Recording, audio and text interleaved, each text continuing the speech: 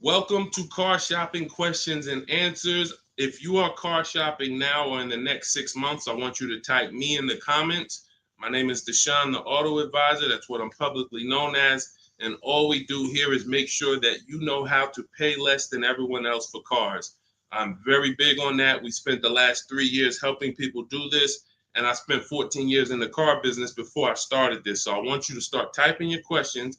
It's very important that when you're on this broadcast, you are locked in. Block out everything else. There's a lot of stuff in this world that wants to distract you. When you are distracted, you pay more money. That is what happens. When you are distracted, you pay more money. The people who get the savings, the people who know how to pay hundreds, thousands less than everyone else are locked in. So if you're locked in, I want you to type the lock emoji, or I want you to just type locked in, and we're going to get this show on the road. This entire broadcast is brought to you and sponsored by my new digital book. It's called Cars from Home, 7 Steps to Saving Time, Money, and Avoiding Dealerships. You can get a copy in your inbox immediately for 75% off for the next 30 minutes. When you visit the site, in my TikTok bio or in my Instagram bio, you'll see a button to activate the 75% off. You won't pay the $97. In YouTube, you guys will see a comment posted for you guys. I have a link pinned for you. And if you're on Facebook, if you're watching, I have a link for you floating. You can click that and that'll activate your 75%. But it's only for 30 minutes and you'll have the entire blueprint of everything we're going to discuss today. So while you guys are typing your questions, start typing your questions. Start typing your questions. I want to talk to you about the process. Thank you, Kelly. Good to see you. The process that we use to get below market leases, new cars, and used cars. Now, I know that might sound foreign to you. The idea of having a car shopping process may sound foreign because you may be used to winging it. Oh, I just feel my way around it. I hope I do okay. That is not a recipe for success, and you're not going to accidentally get a below market price. It's just not going to happen. You don't accidentally pay less than everyone else. You don't do that by winging it. And what I want to show you is how you can do this without being a good negotiator. So we use a 7-step process. That's why my book is called Cars from Home. You can already hear our process is at home. Who likes being at home? Hit the like button if you would rather spend time shopping at home than in a dealership. Hit the like button.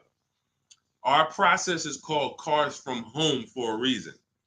All of your leverage, all of your control is from home. There is no power in the dealership. That's why the only time we're in the dealership is to look at cars, to test drive, and to go home. That is what we are there for. To look at cars, test drive, go home. We are never there to buy or negotiate because you have no leverage in the car dealership. So all of you, if you're like Deshone, I'm glad. Like, I hate being in car dealerships. You're going to love what we talk about over the next hour if you lock in. If you lock in. Again, if you're locked in, I want you to type the lock emoji, or I want you to type locked in, because I only want to talk to the people. I'm only talking to you. There's tons of people that's going to come through this broadcast. They know they're buying cars this week, this month, next month. They just going to wing their way through it, and they can't lock in. And I pray that we can get them to lock in so that they can see. Because listen, watch this. What y'all going to see me sharing throughout this whole show is really the people who've been locked in before you guys. Look, people like Adina. She just graduated, got her 2024 Hyundai Elantra. She decided the lease was the best way to go for her. She's paying $365 a month, no money out of pocket. $365 a month. I know people right now. In fact, this reminds me when I was young, when I had my first, I got a Pontiac G6 lease. It was $256 a month. A friend of mine bought a car just like this, a Toyota Corolla. They were paying $500 a month. So you talk about 365, 500 and change. These are major. And now to buy a Toyota Corolla will probably be more like close to the $600 a month to buy a new one. So we're going to talk a lot about our structure here. So let's get into it. Dolan, I see we getting questions, but let me, as we get the questions, let me, matter of fact, let's go. We'll start with the questions. No, bring it up. Because as quick as people type questions, I'll get to them. So this one's from TikTok. I practice what you preach. lease and get the lowest payment and under warranty, it's great. I stay there all day at the dealership until I get my price. See, now that's the only part. I love the first part of what you said. The second part, we don't do. And I'm going to tell you why. You don't know what the bottom is. Every dealership's bottom is different. And what they want you to do is they want you to think, again, if this is your first time on a live with me, I want you to type the number 1. Type the number 1 if this is your first time ever on a live stream with me, with us, first time. You may not be familiar with what we teach here. So let's get this out of the way. I don't spend time in car dealerships, and I teach people not to. I'm going to tell you why. Welcome, Kellyanne. Okay, welcome. You came in giving gifts, and I appreciate you. So check this out. Here's why you never want to be in a car dealership negotiating. You don't know what the bottom is. Every dealership's bottom is different. I know they may have told you every Nissan dealer is the same. It's like the Apple store. So just go to whichever one's closest. That's not true. Every dealership is independently owned and operated. They're an independent franchise and they're competing. That is what dealerships do. So here's the dangerous part. Here's the dangerous part about negotiating with one dealer. So you take somebody who, what do y'all think is a good, let's just say, right? Example. Let's take a car that is $40,000 car.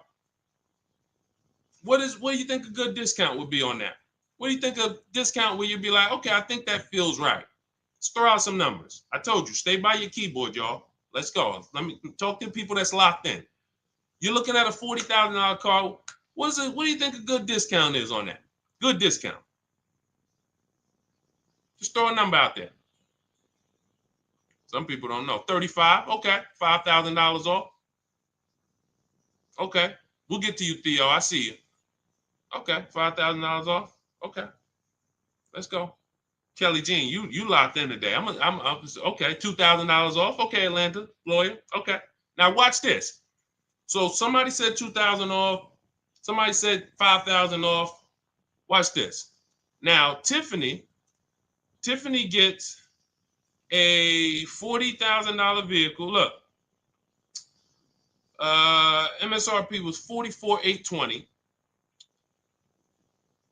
She got $6,538, $30 off. Now let me tell you how she guarantees that's the best deal. Multiple offers. If you're in a dealership where the market price of the vehicle is everyone's charging $5,000 over sticker, $3,000 over sticker, $8,000 over sticker, then maybe a $2,000 discount is the best in the market. But there's no way for you to know that without multiple offers. Like, look at Eddie. Eddie's shopping for a Toyota. He bought it. This was last year. He bought it and he said, look, I went with the perfect purchase route, which is a strategy I teach. 2023 Toyota Camry hybrid with all the bells and whistles. Initial quotes were over 10,000 over MSRP. So if any of you are familiar with this vehicle, the Toyota Camry hybrid, dealers were charging people ridiculous money, and they still are. He ends up getting a $2,086 discount after he looked at multiple offers. That is the name of the game. You can't, because now let me show you a little bit more of why we must get multiple offers. You can't feel for the bottom. Look at this. When you look at somebody like Kimberly shop, she gets a matter of fact, oh no, we just had somebody I want to share with y'all because she saved more money than anyone else I've ever seen. Did I bring her deal in here? Did I bring her deal in here? Hold on one second. Yes, I did. So this is Milligan. This was last week. It was a couple days ago. She gets a 2024 Mercedes EQE. It has a $79,000 list price. $79,000 list price. Now, if she would have went in there and said, well, I'm just going to negotiate my way in, and I'm just going to, let's say she got $8,000 off, $10,000 off. Who would feel like that was a good deal? You go in, you're looking at a $79,000 Mercedes. You know, does your gut tell you that's a good deal, or you want more? 10,000 off. Let's say 15. 15 off. And is that a good deal? Come on, tap in with me, y'all. Talk to me. Talk to me. I want y'all to know, because we don't do. I want y'all to know that I'm conservative with what I'm about to tell you. But I need you to hammer this point into your head that negotiating with a dealer is a losing battle when you're negotiating in there. So all right. So Jimmy said yes. I see you. Kelly said yes. 15 grand sounds like a good discount. I would feel good about that. Milligan paid $56,000. If you're on YouTube and if you're on Instagram, you can see it on the screen. She sent me her paperwork. This is what I do. So this is literally, people send me their deals. People who I work with around the country, whether you have my book, whether you're in my program, people send me their deals all the time. She paid 50. She saved almost $30,000 on this vehicle. Brand new vehicle. So what does that tell you? Had you gone in there and agreed to a $15,000 discount, you would have left thinking you did okay, which is the point I want to make before we wrap this question up. The name of the game with car sales, and I did this for 14 years, is not that you win. It's to make you think you won. The name of the game with car sales is to make you think you won. It is a psychological game that when you're negotiating one-on-one with dealers, it's impossible for you to you can't win. So when you step outside and you start to sit back like we do and shop from home, and you learn how to look at the market the way I teach, the way you're going to learn, the more you tap in here, you will understand that your money and your leverage is at home, putting dealers against each other. Not going into one dealer and saying, okay, how much can you take off? Okay, who got that? Type $ if that point makes sense. You cannot feel for the bottom. You cannot say, oh, okay, that sounds good. 3,000 off. That sounds good. 10,000 off. That sounds good. 20,000 off. You can't say that on any vehicle. Now, sometimes your best discount in the market is 8,000. Sometimes your best discount is, like you saw Tiffany a little while ago, 6,000, 6,500. But the only way you can guarantee that that's the best offer in the market is to be at home looking at 5 to 7 offers. And in my book, I teach a strategy called the 25 to 5, where we connect with 25 dealers online, and it literally takes us 20 minutes. I have all email scripts that you send. There's no talking. We use this for new cars and leases. And literally, you will get 5 quotes. That 25 to 5 get you 5 to 7 written offers so that you can see what the market is. And you're going to be amazed to see that the best offer to the worst offer is so far apart. When you're looking at these 5 to 7 offers, you're going to be like, wow, how could these dealers be so different? Because 80% of them are overpriced. So when someone tells you, hey, Tiffany, that's my best offer. Hey, Taryn, that's my best offer. Barbara, Ken, my best offer. They may not be lying to you. That's their best offer. We need their competition's best offer. And that's how we make sure we guarantee the bottom price. If Milligan would have settled for $15,000 off, she would have left another $13,000 on the table. We can't leave that kind of money on the table. Okay? So yes, I love that you seem to understand about leasing, the person who shared this question, but what I don't love is being in dealerships negotiating. I do not do it. I don't teach to do it. We stay at home and we make people bid for our business. That is the game. Okay, all of this is inside my new digital book, guys. You can see it. It's called Cars from Home: 7 Steps to Saving Time, Money, and Avoiding Dealerships. And you can see, Josh, I have a support email everywhere. You can see it on my screen. Every time I do a live, I have a support email. When you purchase the book, literally on the thank you page, as soon as you pay, as soon as you get your 75% off, it literally says, screenshot this page. And it says, here's my support team's email, just in case you may have typed the email in wrong. And it says, click the link below to open up your book. So you can open it right there on the thank you page, save it to your phone or your computer, and I email you a copy. So DM me. If you don't see the support team email, we share it everywhere. We share it everywhere. I don't want to share it here live publicly, but DM me and we'll share it. We'll share it so you can have it. All right. Hey, Deshone, I drive 31,000 miles a year. Can I still get a lease driving that much? Theo, great question. So let's talk to high mileage drivers. If you drive more than 18,000 miles a year, I want you to type HM for high mileage. Now, here's what's important for you to understand. And what I love about the way you ask this question, Theo, is you're asking to understand. You're not asking with assuming an answer. So check this out.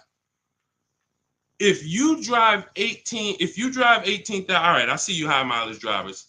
If you drive 18, I see you Toussaint. You have to think about something other people don't. This is how vehicles normally lose value. This is what I call the unseen expense. You must understand this. This is what I call car buying 101, depreciation. So the people who don't understand leasing or who tell you not to lease, they don't understand depreciation. They say things like, well, I don't like to lease because I want to drive as much as I want to drive. Here's the thing. You pay for your usage whether you buy or lease. Give you an example. Let's say you buy a vehicle today for $40,000. What's that vehicle worth in 1 year, everybody? Let me ask you. Throw a number out. You buy a vehicle today for $40,000. What is it worth in 1 year? Average miles driven, 12,000 miles per year. What is that vehicle worth? Is it still worth 40? Is it still worth 40? No. Right, exactly. 33. Let's go. Let's go. Shout out to the people that's not distracted. 33. Look. So now that's a good estimate. You look and you say, all right, that's 40. This is 33. That's 1 year of time I lost $7,000. Had nothing to do with the fact you bought the car. I thought you didn't pay for stuff if you bought it. I thought you could drive as much as you want when you bought it. So let's throw a curveball in for the high mileage driver, because this is the point we're making. What happens if you drive 20,000 miles? What's the car worth? What's the car worth? Instead of average miles, where like, okay, it'd be worth 30. You drive 20,000 miles, it's probably worth 30. Instead of 33, it's probably worth 30. You lost 10 grand of value. So the more you drive, the more you depreciate your vehicle. Does that make sense? It doesn't matter if you leased or bought. If you buy a vehicle for 40 and you put 100,000 miles on it in a year, that vehicle's worthless. You go around and you try to sell it, it's probably going to be worth $12,000 or whatever, $15,000. You destroyed the value with the amount of mileage you drive. So now once you see that, now you can get that, all right, I'm not off the hook just because I paid for my car and I didn't lease it. I lose in the form of depreciation depending on how I use this vehicle. So that's the basis for us to discuss leasing versus buying. And when you look at leasing versus buying, here's what we're asking ourselves. This is step one in my book. We don't do anything else until we pass this step. How many years are you keeping the next vehicle? How many years are you keeping your next vehicle? Type into the chat. Those of you who are shopping, I want you to answer this. How many years are you keeping your next vehicle that you're going to be shopping for? 8 or more, or less than 8? This is called the 8-year rule. See, I get a lot of people, and I see a lot of you ask, hey, I'm looking at a Porsche Macan. Should I lease or buy? I'm looking at a Rolls Royce. Should I lease or buy? I'm looking at a Honda Civic. Lease or buy? It's the same answer. How many years are you keeping the vehicle? Because here's what you need to realize. You're going to lose the most value in 5 to 7 years. But after 5 to 7 years, after 7 years, the depreciation cools off and you start losing little value.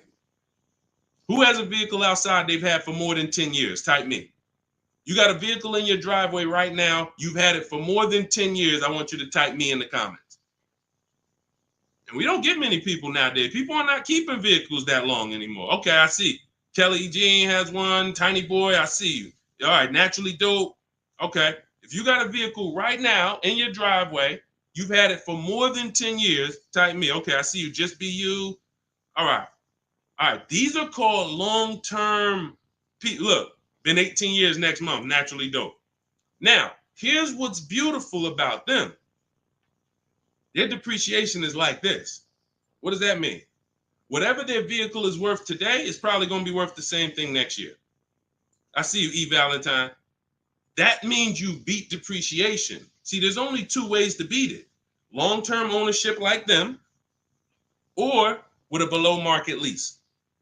You cannot buy a vehicle, have it lose value for 5 to 7 years, turn around and replace it and think you won.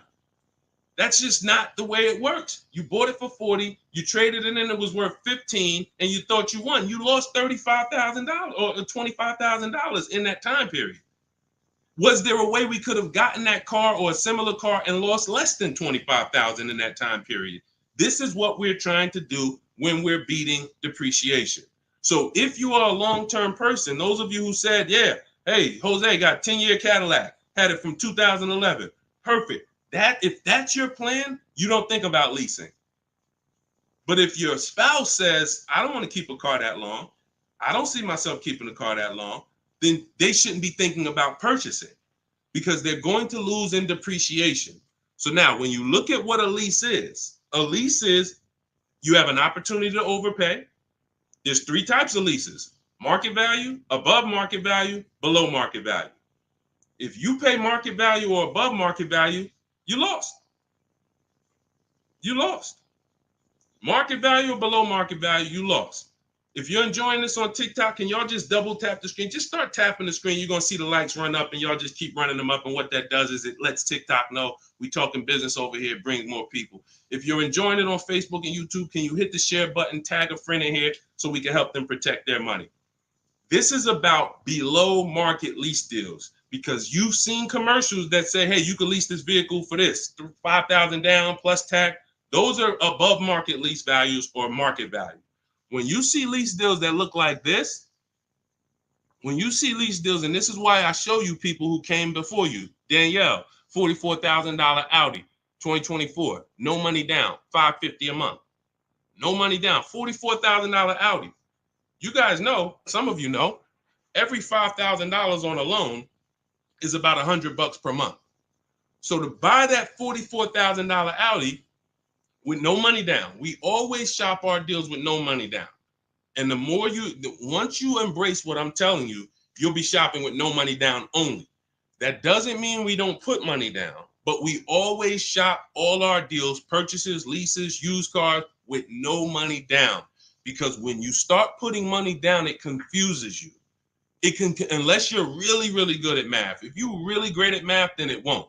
But if you're not great at math and you start putting money down, it's going to confuse you because you really don't know the deal you're getting. You only are focused on what is that monthly payment.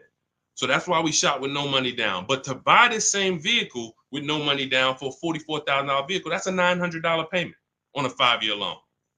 That's a $900 payment, $800 payment on a 6-year loan. She's paying $550 below market lease. Look at Kimberly. She saved 20 grand on her Maserati, below market lease, an $86,000 vehicle, $950 a month. $86,000 vehicle, $950 a month. Charles on his Palisade. Some of you have a Palisade. It's $48,000 vehicle. 48, almost $50,000 vehicle. That's $1,000 a month to buy. All day long, 5-year loan. And some of you, if you're like Deshone, well, I got a $50,000 vehicle and it wasn't $1,000. That means you took a long loan. So we don't do that here. We don't take 8-year loans. We just don't do it. It's the same reason we don't take 40-year mortgages. We have boundaries here that tell us this is too expensive for us. So anyone can get you in a car. You could go buy a Bentley. They give you a 190-month loan. You'll be able to afford it. That don't mean it was a good deal. So we cap our loans at 672 months. We will not go longer than that. That is the longest loan we take. So you look at what this would have cost Charles. Hyundai Palisade, $48,000. That's $1,000 a month payment. What is he paying? $597. And you got people like Zafrina who just killed it. Look, $65,000 Jeep Grand Cherokee, $579 a month.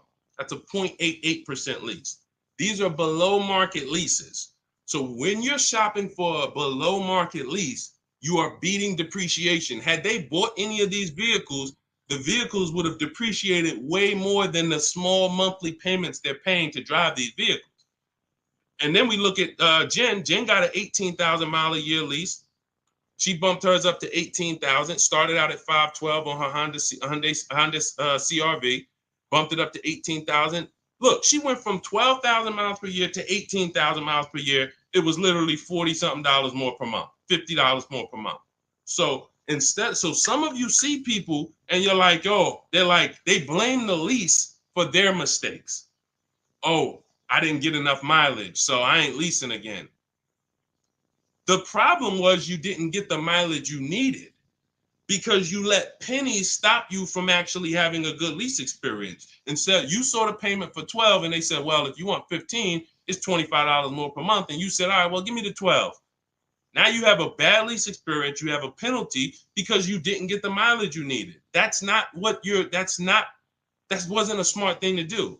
But blaming the lease is an even worse thing to do. So we always get the mileage we need. So Theo, when we look at now that you understand depreciation, you understand you buy a vehicle, you're killing the value. You're driving 31,000 miles per year. But if you bump your lease up, and I want you to shop for your leases with 12,000 miles, no money down, only first month's payment, taxes and fees in the payment. You get multiple offers. You need to get at least 5 to 7 offers. You could do it manually. You want to call around? You could do that. I do it, and I teach in my book. We do it without talking. Literally everything we do is email. We don't talk to car salesmen. And I'm a former car salesman. So trust me, when I tell you my system is you don't talk to car salesmen, it's better for them and you. When you go pick up your cars from the way we teach, the car sales people are thanking you. They're like, man, this was one of the quickest, easiest deals I ever made. You knew what you wanted. You sent me an inquiry. You gave me enough information to make the deal. We did it in 20, 30 minutes. This was great. I would never develop a system that would make car sales people work hard. It's easy. They love what we do. But at the same time, you got to find the right dealers. And you got to understand, all right, I have to shop with 12,000 miles per year first, and then let me get my best offers. You know, we teach something called the 1.5% rule. We divide the monthly payment into the MSRP. In my book, I have a calculator that does this for you. So literally, when you get my book, 75% off in my TikTok bio, 30 minutes, Instagram bio, 30 minutes, YouTube comments, Facebook comments, you see the link floating. You got 30 minutes to get the book for 75% off, so you won't pay $97. In there, I have calculated, you put your lease quotes into, and it literally spits out which one is the best, and it spits out counter offers that we email back to them. So once you do that, you find your best deal. Is it 1%? Is it less than 1% like Zafrina's? Is it 1.2, 1. As long as it's under 1.5, out of all your offers, you need to have 5 to 7 offers. If it's under 1.5, now you got good value. And now you ask them to adjust it up to 31,000 miles per year.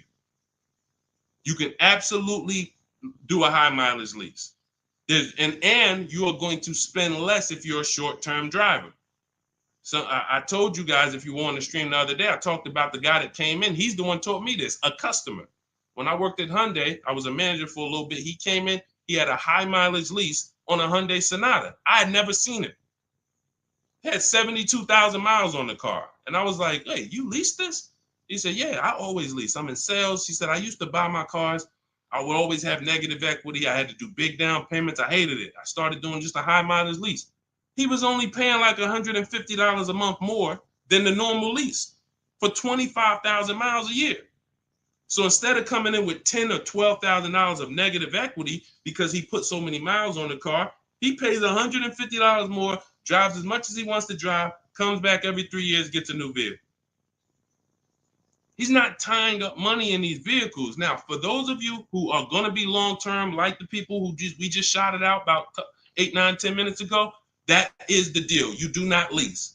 You're going to buy, keep that vehicle until the wheels fall off. That's the win. But if you're not keeping your vehicles 8 years, you're overspending by thousands of dollars not leasing. And we prove that over and over and over and over here. I want you to get from being stuck in the middle, either get to the lease side or get to the long-term owner side. Get out of the middle. That's where the depreciation hits are. That's where you lose in resale. That's where you overspend by thousands, and I need you out of there. Okay, that's a great question, Theo. Great question. Go ahead, Dolan. Let's shoot the next one in. Keep typing your questions, y'all. Could y'all keep tapping the screen on TikTok and keep running the likes up? Every time you hear something you like, either hit the like button or the share button. If you're like, man, you know what? Because at the end of the day, look, it's only a couple people that help us move this mission forward. I appreciate it. There's a couple. I love the people who tap in, but I really appreciate the people who share, tell their friends. I see you. Okay? I see you, and I appreciate it. Let's go.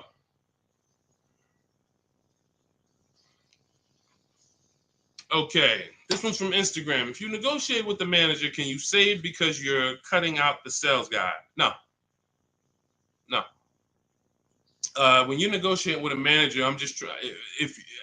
If I didn't have my way of doing it totally online by email, then I would be calling sales managers, and I'd only be dealing with sales managers. I'd be talking to at least 5. I'd be talking to as many sales managers as necessary to get 5 offers. And this is only for new cars and leases. The process for used cars is entirely different. We haven't had a question about that yet, so I'm not going to go into detail with it. But the process for shopping for used cars is totally different because that's based on marketplaces. But when we are talking and we're shopping for new cars and leases, we're only dealing with, I would only deal with managers if I wasn't doing it by email. But yeah, that's not going to help you save. What's going to help you save is getting multiple offers and seeing who's the best offer. Seeing which the first thing we want to decide when we look at a car. I was at the gym today and one of my friends showed me, hey, D, man, I'm looking at this car right here. This Lexus dealer had it on their showroom floor. I said it's 100 of them in the country. See, you fall in love with that one. And you seem to think, that's the only car out here like this, and whatever I can negotiate with them is great, man. 100 of those cars are around the country. 100, maybe 30 of them are within 100 miles of you. My mission and your mission is to find which dealer is going to sell that car for the lowest price. That's the mission. It's very simple, and it's very simple when you're doing it from home. Very simple. We don't negotiate with one car. They're cookie cutter. I don't care if you're looking at the rarest Bentley. There's still a couple of them in the country. Because the more, when a dealer can make you think we're the only ones with this car, they can charge you what they want to charge you. And you're going to say things that are going to be like, charge me more. What does that mean? Oh, man, I ain't seen this one before. Okay, ching, cash register. You say stuff, See, I'm a former car salesman, and thank God he's put me here to do good in this world. And he's given me a heart to help people, and I just never had the heart to take advantage of people. I know the business like the back of my hand. I've been a manager at Ray Katina. We had to run our own deals. Most car salespeople have no idea what I'm talking about. Me and my friend, we were just talking about this because the places we worked at, we had a different standard. We had to know the numbers. We ran the program. Ray Katina didn't have finance managers. A car salesman who just runs back and forth, no disrespect, but you don't know what we're talking about here. You say, all right, get the customer, go get the numbers. Get the customers, go get the numbers. You won't get that. But at the end of the day, that is like this. When I tell you that when you start putting dealers against each other, it's the only way for you to prove to yourself what I'm telling you is true.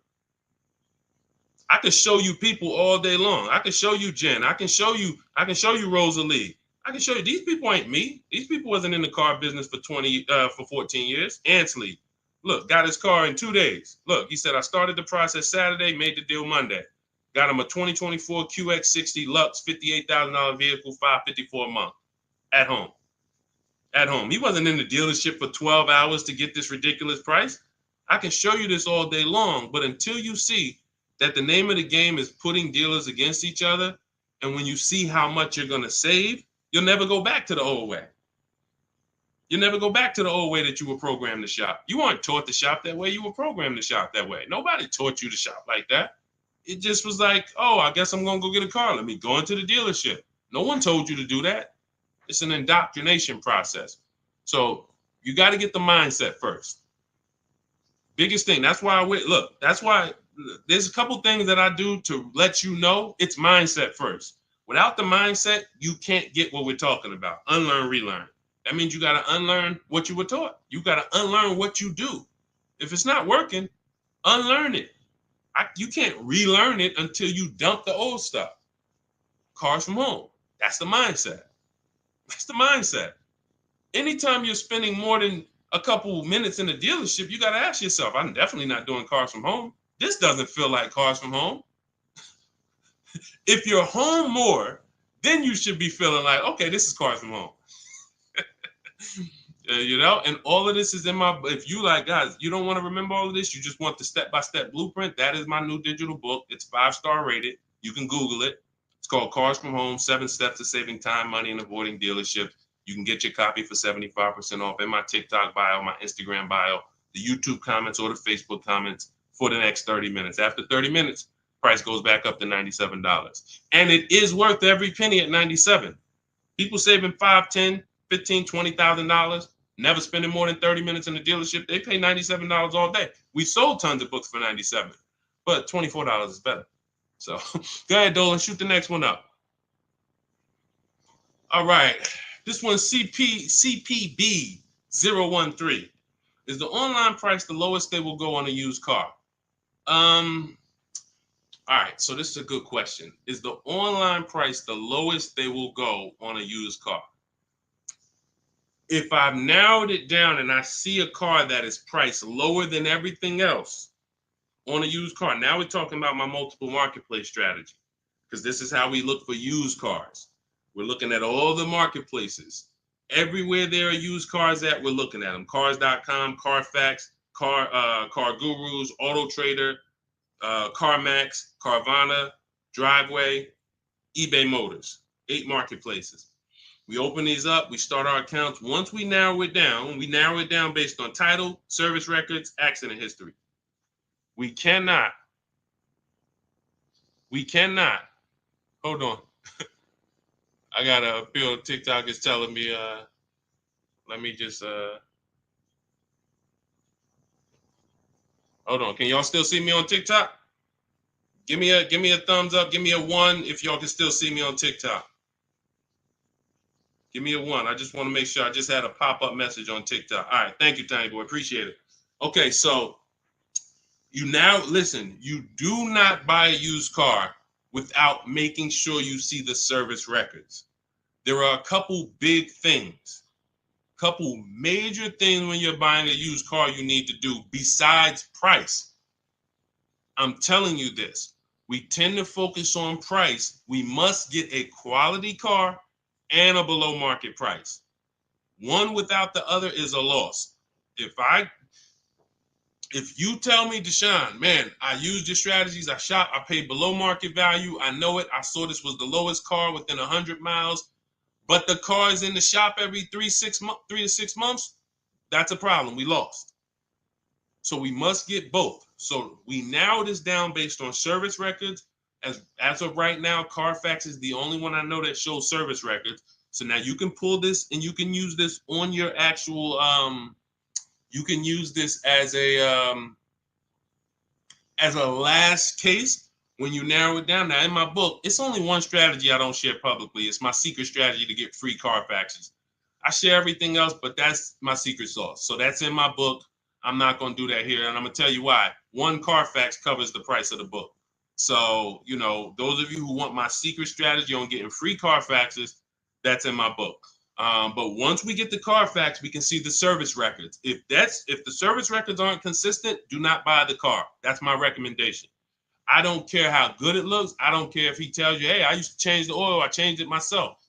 Without proper service records, the engine could go before it was supposed to go. The transmission could go before it was supposed to go. Like, this is literally the worst thing you can do. And you don't want that. Okay, let that be a deal breaker. No service records, deal breaker. So another thing you do is you type the vehicle into Google. If you're looking at a 2017 Kia Optima, what you do is you type in 2017 Kia Optima reliability. Skim the articles. Just skim the first page. It don't take you 5 minutes. Look for any red flags. Owners report electric issues. This vehicle has less than average reliability. Once you skim that and you see you're either going to eliminate that vehicle or it's going to pass, after you do that, I want you to type in 2017 Kia Optima longevity. Now you're going to see websites that look at engines and transmissions and what owners say in the long term. And it'll say these vehicles may last 200 to 300,000 miles. This is how you get quality. Again, you cannot get a great price and then not a quality vehicle. It's a loss. We got tons of people, you may have had that issue.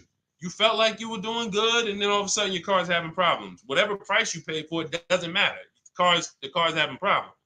So this is how we prevent that to the best of our ability. So you type in longevity, you may see owners report transmission issues at 80, 90,000 miles.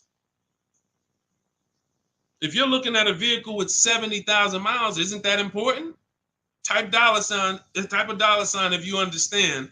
If you're looking at a used car and it has 60,000 miles, you do that quick search I just said, and it says owners report transmission issues at 80, 90,000 miles. Wouldn't you want to know that? Quick search. This is 10 minutes to say this is free. Free things that take no time, that save you thousands of dollars and headaches and money and all of this. So now, once that's happening, we look at the prices. Now we look and say, all right, is this the lowest price on the market? All right. Are they going to charge any fees? This is what we need to know, CPB.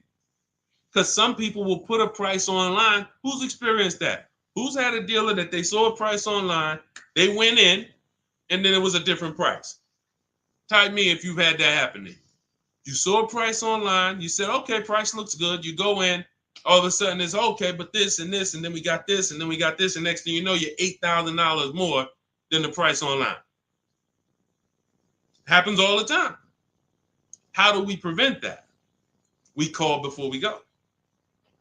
We must verify fees before we go. So when I look at a price online, CPV, you got to understand something. There's two types of dealers. There's dealers who list used cars and they have no intention to sell the car at that price. They're going to bump the price up when you get there, and they hope you don't call. Because if you call, then they know you won't come. And in my book, I teach you how to call. We don't waste our time. We don't let anyone waste our time. While we're in a dealership that's wasting our time, the real best price car is selling to someone else. If you narrow it down to 3 cars and then you go see one and it's like, okay, Dad, you wasted my time. Now you come back and the other 2 that was really the best price, those are gone. Because the best price cars don't last long. So we can't afford to let anyone waste our time. So now the goal is to see, can I get money off, but not here. We don't do that until we get there. Because a lot of times when we shop for used cars, we're getting notifications of every car that pops up. A lot of times we get cars that no one even knows hit the market yet. Soon as they hit the market, because I teach you how to know the market, you literally know the car there before anyone. You verify fees, you're there, you test drive it, you lock the car up. You can't call those dealers and be like, hey, could you take another $1,000, $2,000 off? Because they're going to be like, well, we just got the car. We're going to give it some chance. And I'm going to give you another insider secret. Dealers use a tool called V-Auto. When we list used cars, we know what every used car is priced at around us. We know what every single used car is priced at all around us. So we know we're the lowest priced car in the market. When you're looking at that car and you see that's the lowest price out of all of them, that dealer knows they're the lowest price. So when you call them and you look for more money off and you're not there, you don't have any leverage. So we do that when we get there. So this is all in the process that we use. I talked to y'all at the beginning of the stream. We talked about process. Everything we do is a system. That's why we have thousands of people that you look all over my pages, you read those comments, you see people sold their leases. I made so much money selling my lease. Oh man, I got $10,000 off. Man, I got a deal that was $200 less than what I thought I could get. Look, I had, I think Vicky, who wrote into me? I think Vicky wrote into me and said, What's her name, Vicky? Okay, can you take that question off, CP? Dolan, so I can see this. Okay, yeah, it was Vicky. She said, "Hey, Deshone, thanks to your book and the methods, I was able to get my new lease for a 2024 Volkswagen Atlas for $175 less a month than my first quotes. I did it all online except for picking up the car. I put no money down other than first month's payment and DMV. I saved over $6,000 over the life of my lease listening to your tips, using my scripts. My negotiating scripts, you don't talk, you're typing, you're copying and pasting. So if you have it, if you can't copy and paste, this ain't for you. If you're not good with a computer, you can't visit websites and copy and paste. This isn't for you. But that is the name of the game. That is the name of the game. Like, it is all about having a process, not winging it. This is a 5 and 6 figure transaction. You wouldn't wing a home purchase. I don't care if you found the least expensive shack in the country. You found a shack that was $40,000. And you're like, man, I want to buy that shack. You wouldn't wing that process, right? You wouldn't be like, oh, you know what? I can handle it. Forget the attorney. I don't need a realtor. I don't need none of that. I'm just going to go and, no title company. No, there's a process. Doesn't matter. Even the least expensive house. So if you treat car buying here like you treat home buying, if you treat car buying like you're buying a small house instead of a big TV, that's how people treat buying cars. Then people come in, hey, honey, look outside. You bought a car? Hey, I went down. I told you, I told you I was just going to get milk, but I stopped by the dealership. I knew you was out for a couple hours. What happened? Like, how'd you buy a car? Well, I stopped by the dealership. I saw this thing and I just had to make it. You made a $30,000 transaction in minutes. It's like it's a big TV, like you bought a 90-inch TV home. Look, honey, but I got a car, something that costs $50,000. I did it in a couple hours. This is why we're losing. And so part of what I got to do, y'all, I got to tell you the bad news. I got to tell you the bad news so that you can get to these prices. You're not going to get to these prices unless you realize that everything they taught you to do was for them to make more money. Once that clicks, you come over to our side and you join our side, and we'll just, you'll be winning for forever. New cars, used cars, leases, high mileage drivers, don't matter. We do it all. All right, go ahead, Dolan. All right.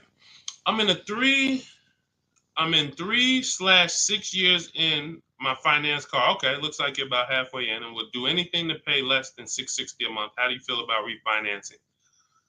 Okay, so there's a right way to refinance and there's a wrong way. Refinancing should be you qualify for a better rate now, but you don't want to stretch the loan out. And I'm going to tell you why. Most of the people who want to loan you money, they want you to take it longer. I make more money lending you $40,000 for 8 years than I do for 3 years. So the longer you take the loan, the more I'm pretty much guaranteed to be all right. If you pay for 2-3 years, a lot of that is going to interest. So by the time you get to halfway through, you still owe a good amount on that vehicle. So most people, when they refinance, they call and they're like, okay, well, what's the lowest payment I could refinance into? And then they'll stretch the loan out. And that ends up, like, let's say if you paid 3 years already. Now you go in and you say, all right, well, what can I refinance to? They say, well, we could get you the $375 a month. We give you a new 6-year loan. And now people be like, oh, well, I like that better. But you already paid for 3. What's 3 plus 6? 9 years. No one's taking, there's no smart person on here that would sign a 9-year loan. But that's the problem. So here's what I would do. You're already, all right. Another thing about refinancing, it's for people who want to keep their cars. We said this earlier.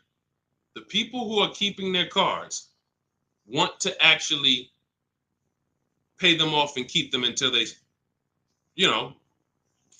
forever. or at least until they know that the depreciation is over. And that's really not even that, because once the depreciation, once you get here, you buy your car here, by the time it gets here, you paid it off. Now you don't want to get rid of it, because now this is where you've reached what I call the reward stage. This is where it's like, man, my car is not really losing that much value. Now let me keep this thing and really get my money out of it. You don't want to flip the car as soon as the depreciation has really settled. You don't.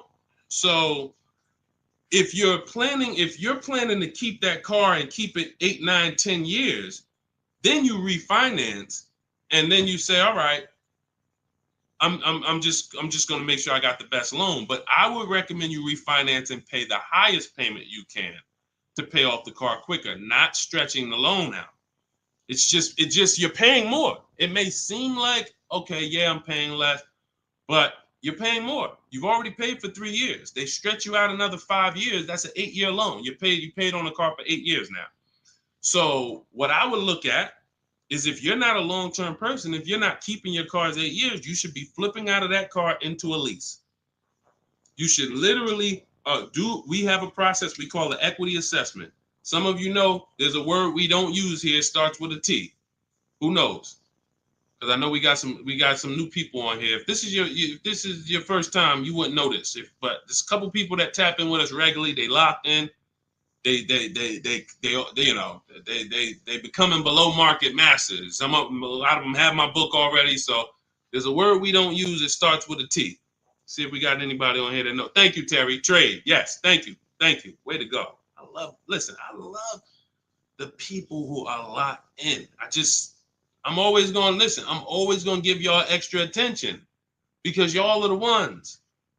It's a lot of distractions out here in this world. A lot of people want you reading news articles and all of that. While you doing all of that, people charging you more money for everything.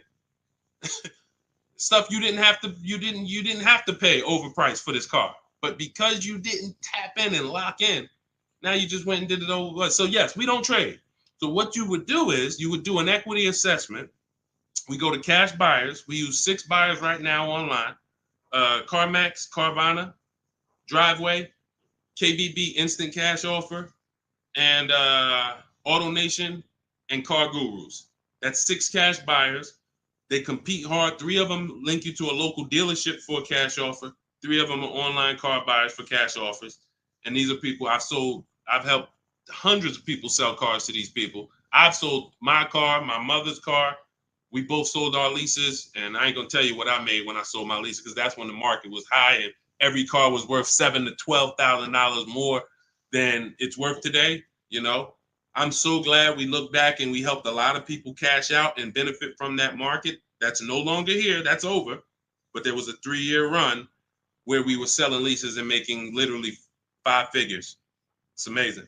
But anyway, the point is, you want to do an equity assessment. You want to let these cash buyers bid for your asset and see what's the most you could pay. You're not going to get money. You're not going to get these numbers on trade. So once you do that, you see how much you can pay. Now, we were switching to a lease. You get a below market lease on something, you drop your payment very simply. Very simply. You going into another finance though, it's going to be difficult for you to do that. It's going to be difficult for you to do that.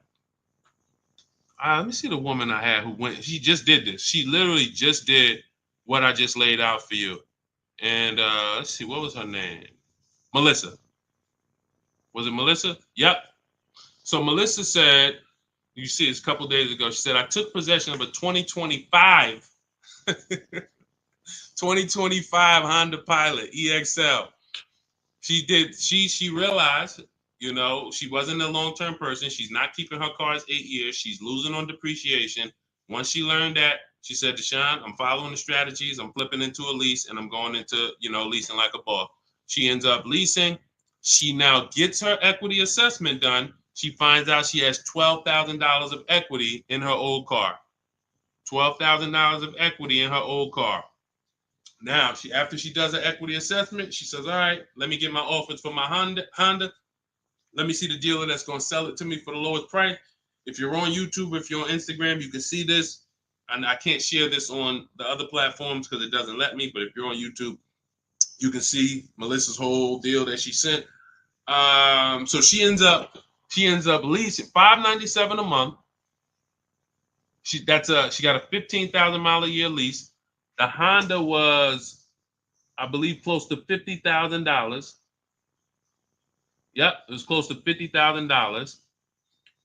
She has a $12,000 check coming that she's gonna put in her bank account. Now she was used to just flipping that over to the next car. That's how they get you. See, hold on, I got it. That's how they get you. She's used to going into the dealer. What's my old car worth? Who's done this? If you'll be honest and say, ouch, you've done this.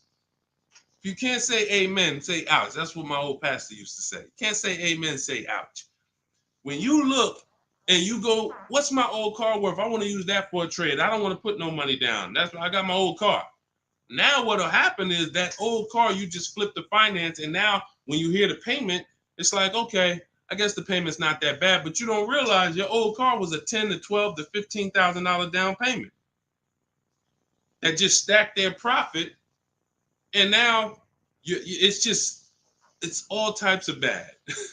It's because it's too much money for a person to control. It's too much money. When you go into a dealership to trade and you need a loan, that's 3 transactions you're giving to the dealership.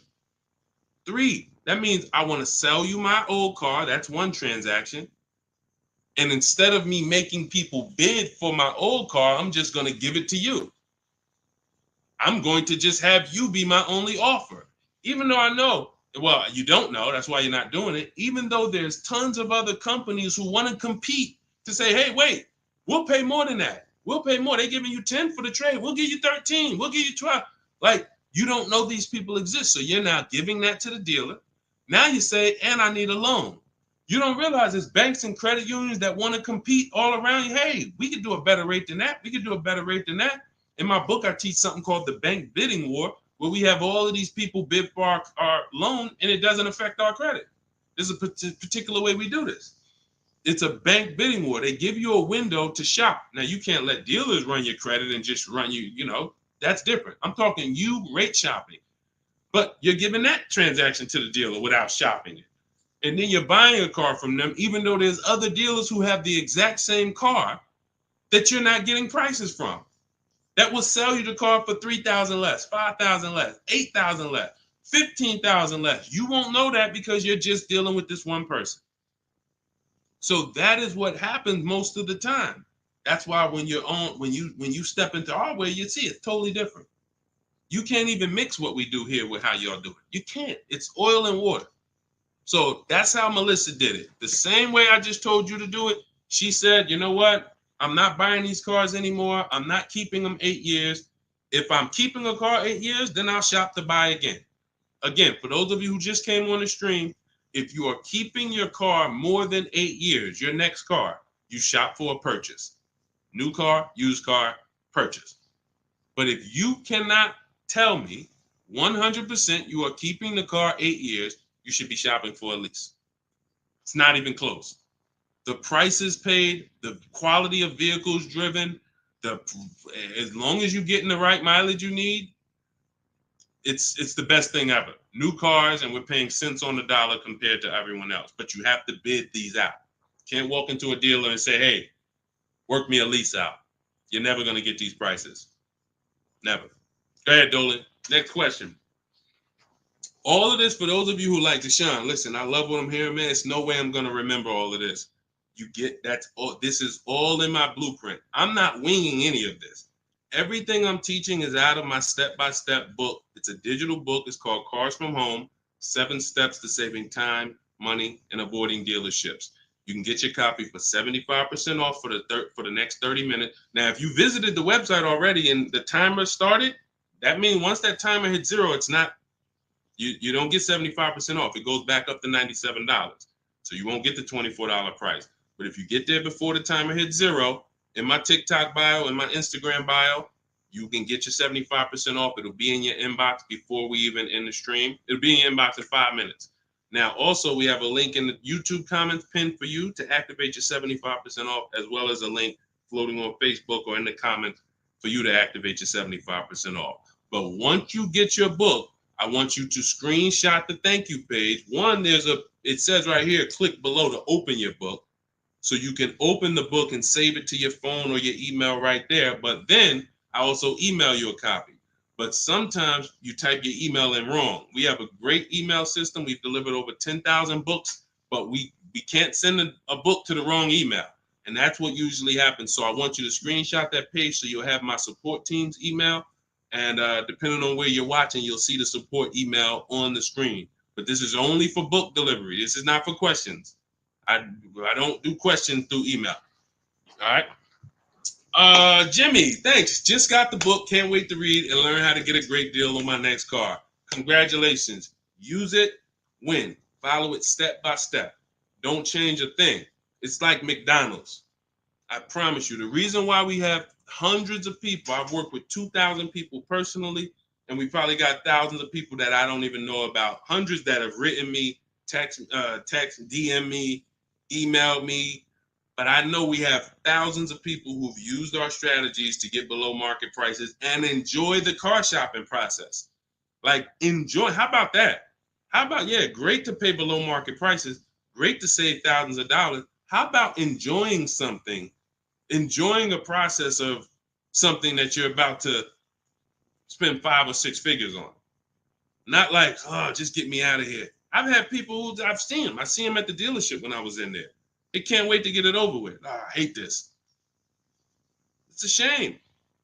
It's a shame. We enjoy car shopping. When you're in control, when you're making people bid for your business, when you see companies, banks, dealerships fighting in your inbox, hey, look at my offer. Look, hey, can we anything we can do? When you feel like that, you see you are the prize. You see, you're the prize. Your business is the prize. The way we shop, we're the prize. You know, the way you've been taught to shop, you're begging. You're just begging. Come on, can you take off another 1,000? Come on, you really gonna lose a deal over, $20 a month? Come on, I know you could do better than that. You're begging. Mm-mm. Mm-mm. Yeah, congratulations, Jimmy. Keep me posted and make sure you email me your deal when you get it. I can't wait to see it. Go ahead, Dolan. Got a time for a couple more. All right, let's get through as many as we can. Let's go. Just be you. What's average credit score you need for a good lease with no down payment? I would say I like to see people around 670, 660. Depends on the vehicle you're shopping for. Now, there's some vehicles that won't let you be their first lease. If you've never had a car loan, you need to have a car loan. Mercedes was big on that. They wanted you to have a car loan or lease prior to them. But usually a 680 can get you approved tier 1 for most vehicles that I've seen. Now, it's not all about credit score. It is. I have something in my book I call, it's called, leasing and credit. And what I tell you is it's about profile. It's more about profile than just score.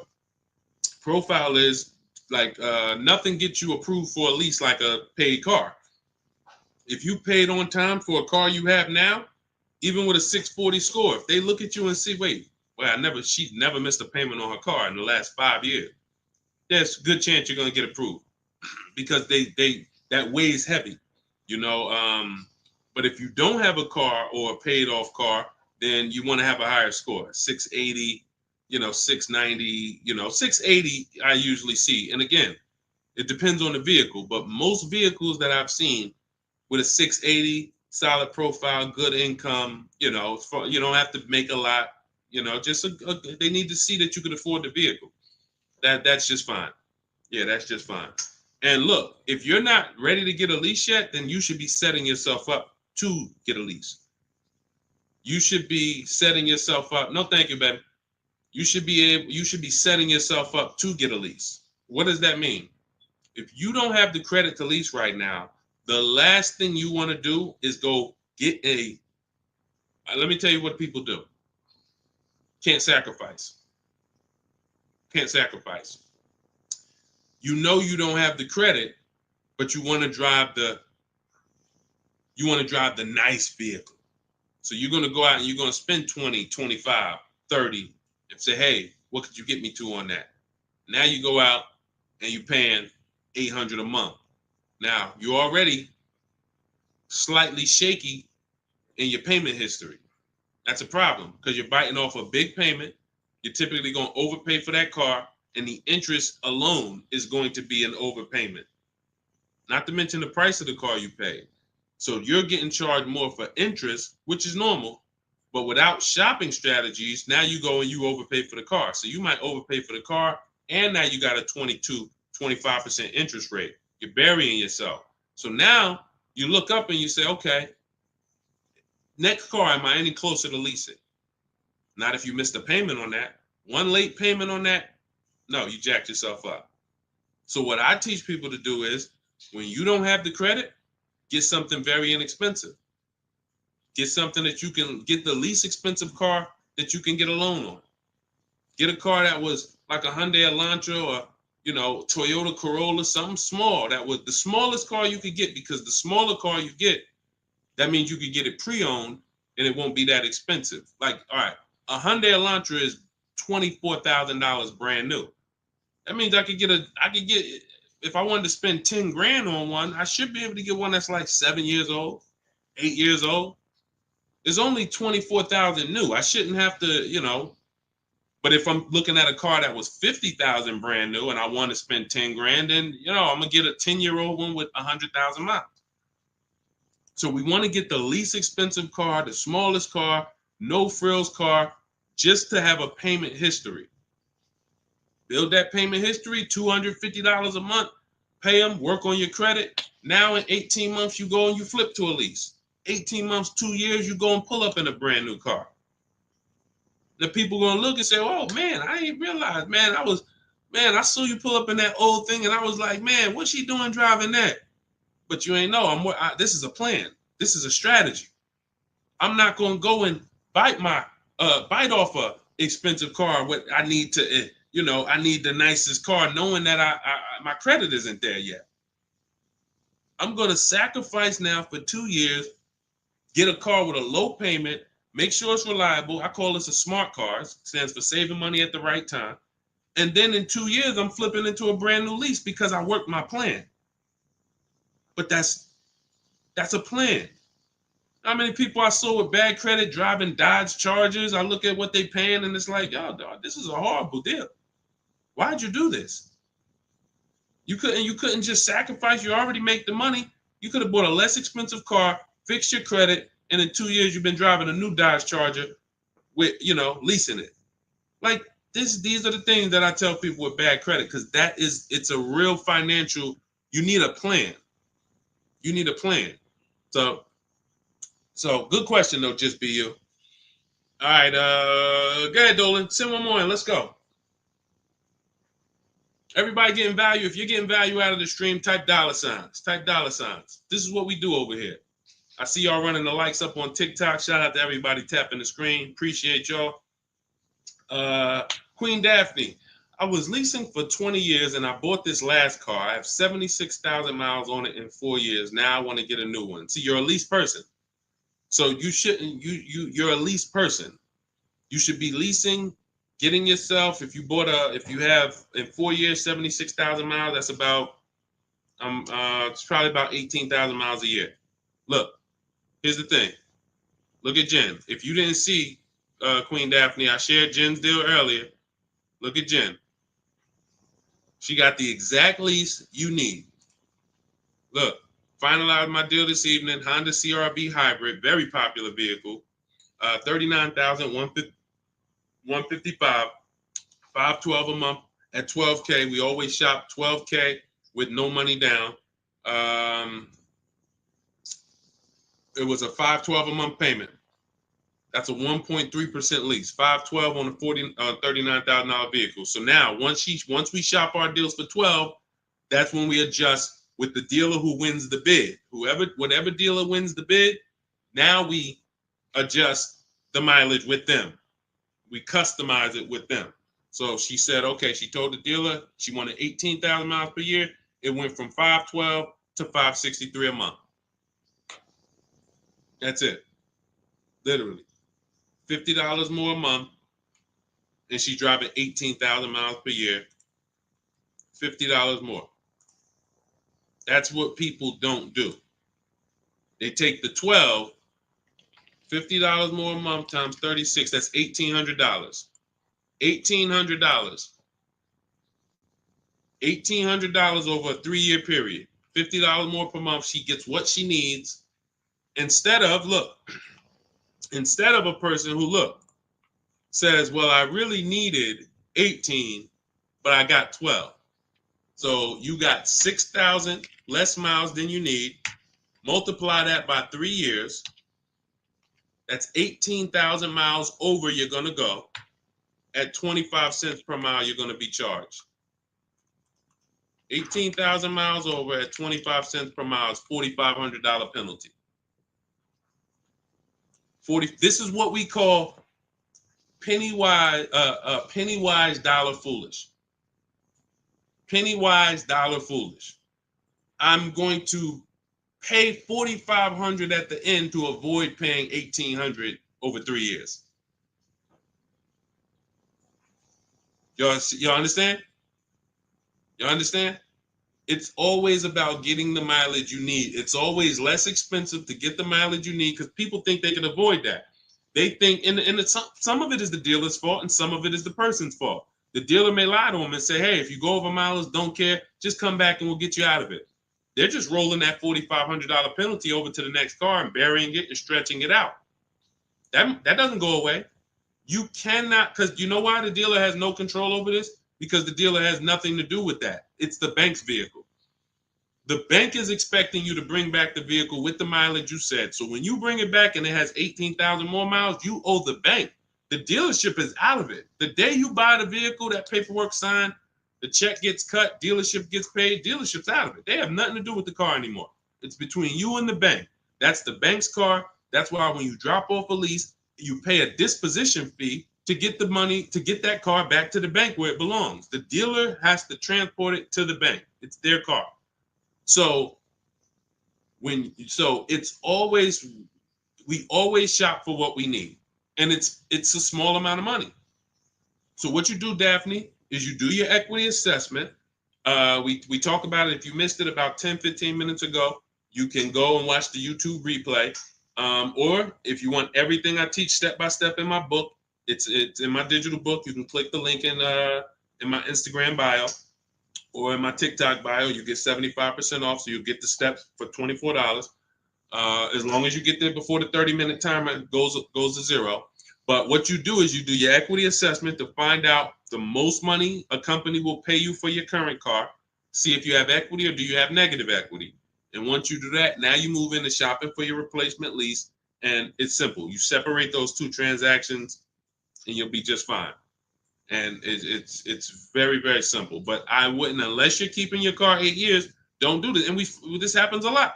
People who love leasing, enjoy leasing, and then all of a sudden you buy something and it's like, nah, you know what? I really want to get back to leasing. That happens. I did it. And I broke my own rule.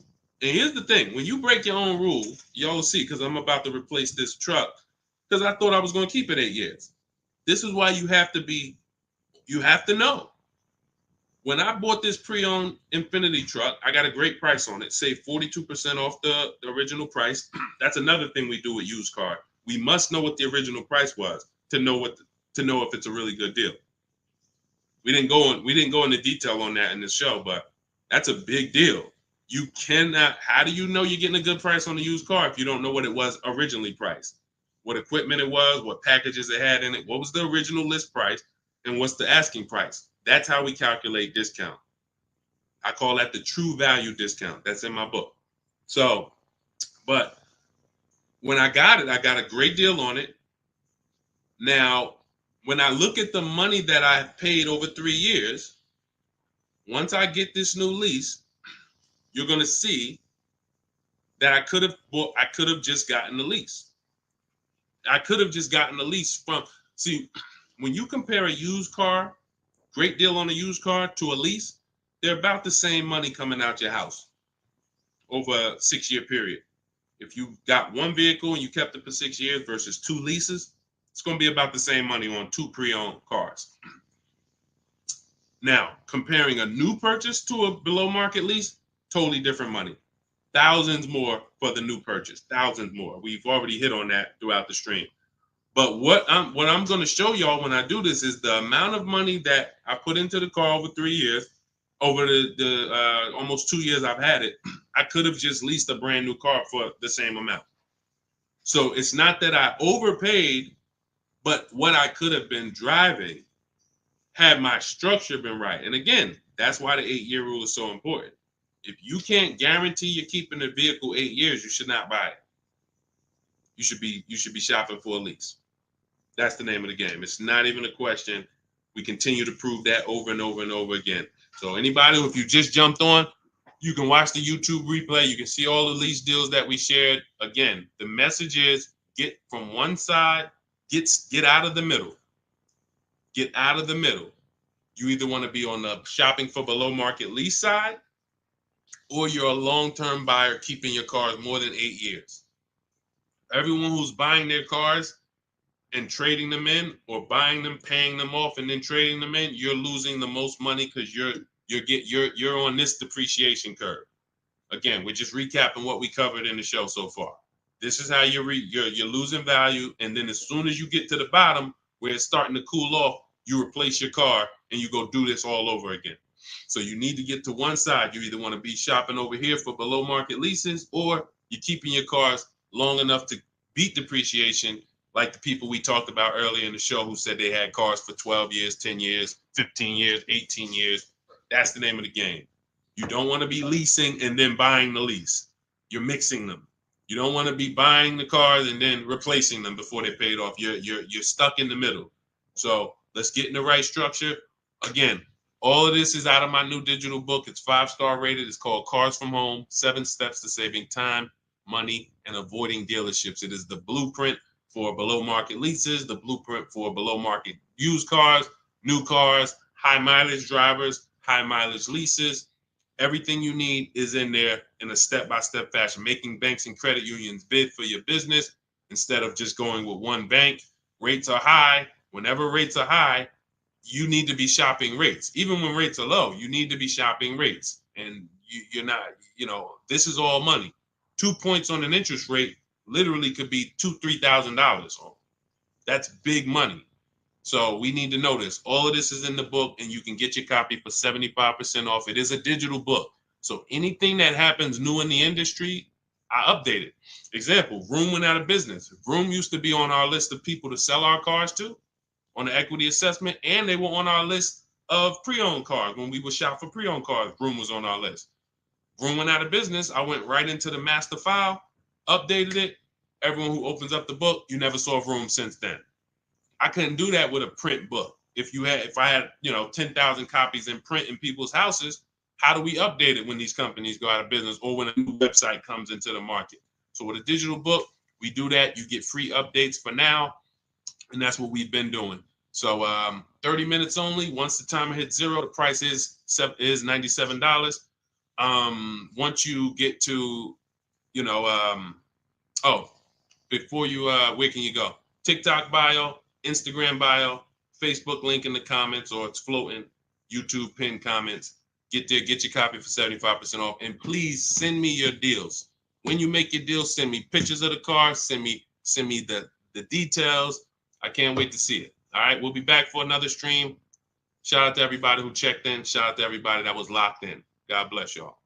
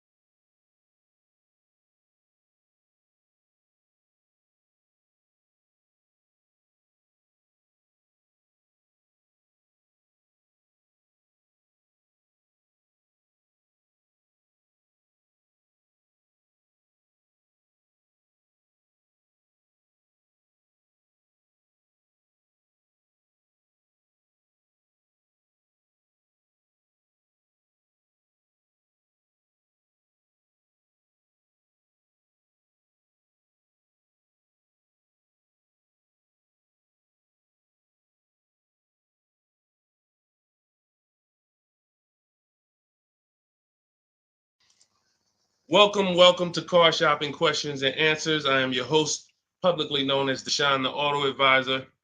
We do these shows throughout the week to make sure that you guys know how to have a process to get below market deals. There's three types of prices you can pay with any car: market value, above market value, below market value. Below market value is reserved for the people who have strategies. It's not for the negotiators. Great negotiators pay market value all the time. They never know it. The only way to guarantee below market deals is to master the art of putting dealers against each other, looking at multiple offers. That is how you guarantee below market deals from home. So everything we're going to be talking about today is something we call the cars from home mindset. You do not need to spend more than 30 minutes in a car dealership to pay below market price. What you need to do is learn how to make dealers compete for your business so that you can stop begging for discounts. So you'll see this in a whole different way. We got a couple questions already that came from TikTok. So we'll get to those. You guys can start typing your questions. We have Dolan in the background. He's moderating and he's going to bring in as many questions as we could get through in the next hour. So we're going to try to go as fast as we can. Let's get the show on the road. Everything you're about to learn is going to be out of my new digital book. It's called Cars from Home, 7 Steps to Saving Time, Money, and Avoiding Dealerships. And as part of our welcome offer, you can get a copy for 75% off. It's normally $97 and it's worth every penny. You can Google it. You can see it's 5-star rated reviews, but I want to make you a special welcome offer to get your copy at 75% off. You can get it in my TikTok bio and my Instagram bio. Just click the link and it'll activate that 75% off. And for those of you watching on Facebook, you'll see a link floating. And for those of you on YouTube, we have a link pinned in the comments for you. So, but that's only for 30 minutes. Once that countdown hits 0, the price does go back up to $97. So even if you miss it, you want to get your copy. It'll be everything we're talking about. Okay, Dolan, let's get going. You can put the first question in. This one's Angie B. How are you? So I just got pre-approved for $30,000 from Nissan. Should I ask about the interest rate and loan? Yes, you should. We don't usually, in fact, we never get pre-approved from a car dealership. Nissan is, I was at the gym earlier and somebody said, hey, I went into my Lexus dealer and, I said, you own a Lexus dealer? He said, well, what do you mean? I said, you said it was your Lexus dealer. You said, I went to my Lexus dealer. I said, that dealer is independently owned and it's for profit. It's not for you. These people are not your friends. He said, no, you're right. He said, they are nice though. I said, well, you make more money when you smile while you're taking someone's money. So there's people who make tons of money, they never smile. But if you smile, you'll make even more money. The point is to understand that someone who has an interest in making money on you should never be your only offer. Never. Because you don't know how much they've built in for themselves. So when you get this pre-approval offer, the best thing for you to do is to, all right, there's some smart people on here that know this. They know this particular part. You separate your car purchase from your loan. You can't mix these two things. I want you to start looking at Angie. I want you to start looking at your car purchase separate from your loan. There's something I call the 3 pillars of great car deals. 3 pillars. And if y'all are on break or something, or you should have a pen taking notes, unless you're gonna watch this replay, because we're gonna cover a lot of stuff in the next hour. 3 pillars of great car deals. You must get a great deal in each pillar to actually get a great deal. First pillar, who I buy my car from. Second pillar, who I get my loan from. Third pillar, who I sell my old car to. Those are 3 independent transactions. So when you give a dealer your old car, because you said I'm going to trade, now you give a dealer your loan. And you also buy a car from that dealer. You've given them 3 transactions. Each of those transactions has big money in it. How do we know each one of those transactions have big money in it? Well, I spent 14 years in the car business, 5 years Mercedes, 5 years General Motors. That's how I know. But how you can know is to look at the fact that there are companies that only want to lend you money to buy cars, and they want to fight for your business. There's banks and credit unions out there. They don't sell cars. They sell money. They sell money. They want to compete. Please give us a chance to earn your business. You're going to start doing that. There's companies out there, Driveway, Carvana, Kelly's Blue Book Instant Cash Offer, AutoNation, CarMax, Car Gurus, 6 offers. There's companies that buy cars. They pay cash. This isn't Facebook Marketplace. The only way we used to get more money for our old cars than we could get from a dealer is we had to sell it privately. Y'all remember that? Remember that?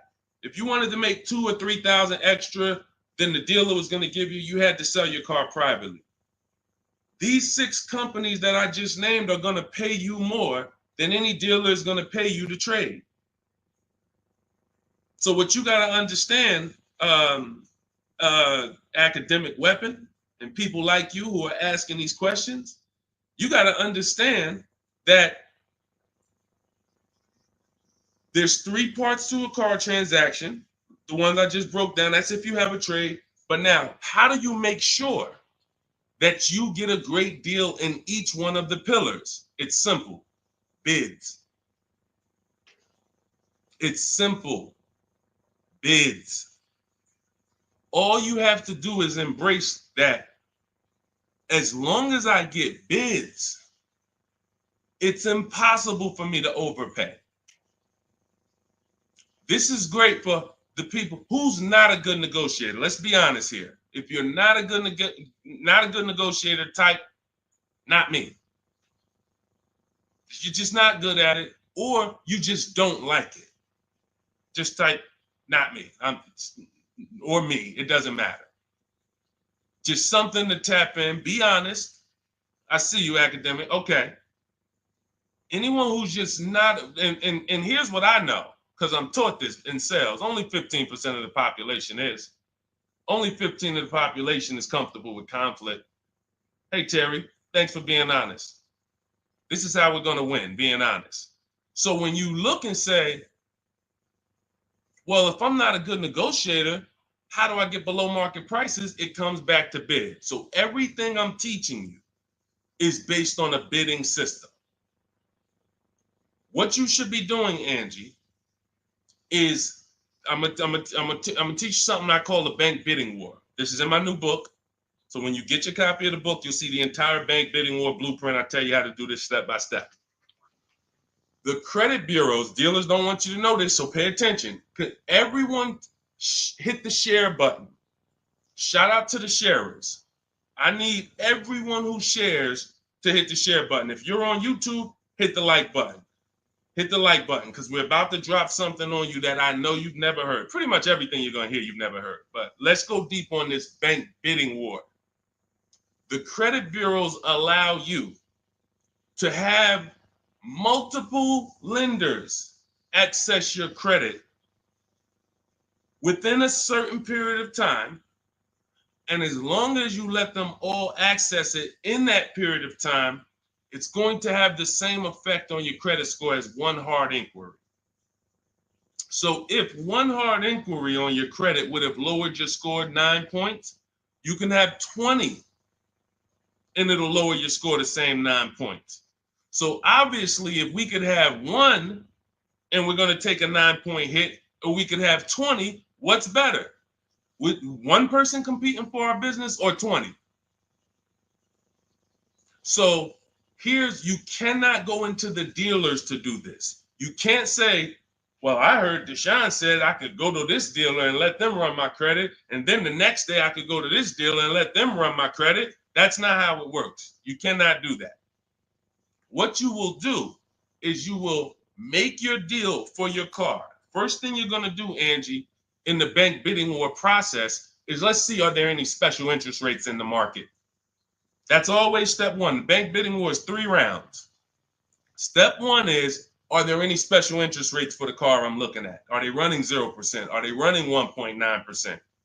Anything that I know a bank or credit union can't beat at all. It's a subvented rate. It's like a rebate on a finance. It's the company saying we want to move a lot of these cars. Let's give the people low interest, no interest.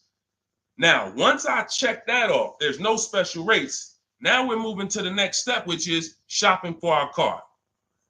Now, I have a tool in my book called the Perfect Budget Exercise. I created a calculator to do this because most of what you need to do when it comes to getting pre-approved is for budgeting. No different than buying a house. They tell you, hey, you're pre-approved for $400,000 at this interest rate and for a 30-year mortgage. Why do they do that? So you can budget. So the only purpose of a pre-approval is to budget. So the problem with these pre-approvals now is they're doing something where they're trying to get over on you. And they just see anytime the public starts to move in a certain way, here comes the scammers, here comes the wolves. Once the public started talking about pre-approvals, every bit of the conversation went there, but they don't want you to get pre-approved and shop competition. They want you to get pre-approved and locked into them. That is what you want to avoid. Anytime you see anyone trying to lock you into them, one dealer, lock me in. Hey, one dealer sent me this letter. Come get this car from us only. Lock me into them. Hey, you're pre-approved from this bank. Lock me into them. That's how you overpay. Because they don't want you shopping competition to find out that that offer from them is not the best offer. I don't care how good it sounds. It's not the best offer until we've seen 2 or 3 and 4 or 5 other offers. Then we realize, oh, that wasn't a good offer. So when they're doing these restricted pre-approvals, where first of all, they want to ding your credit with a hard pull. We don't like that.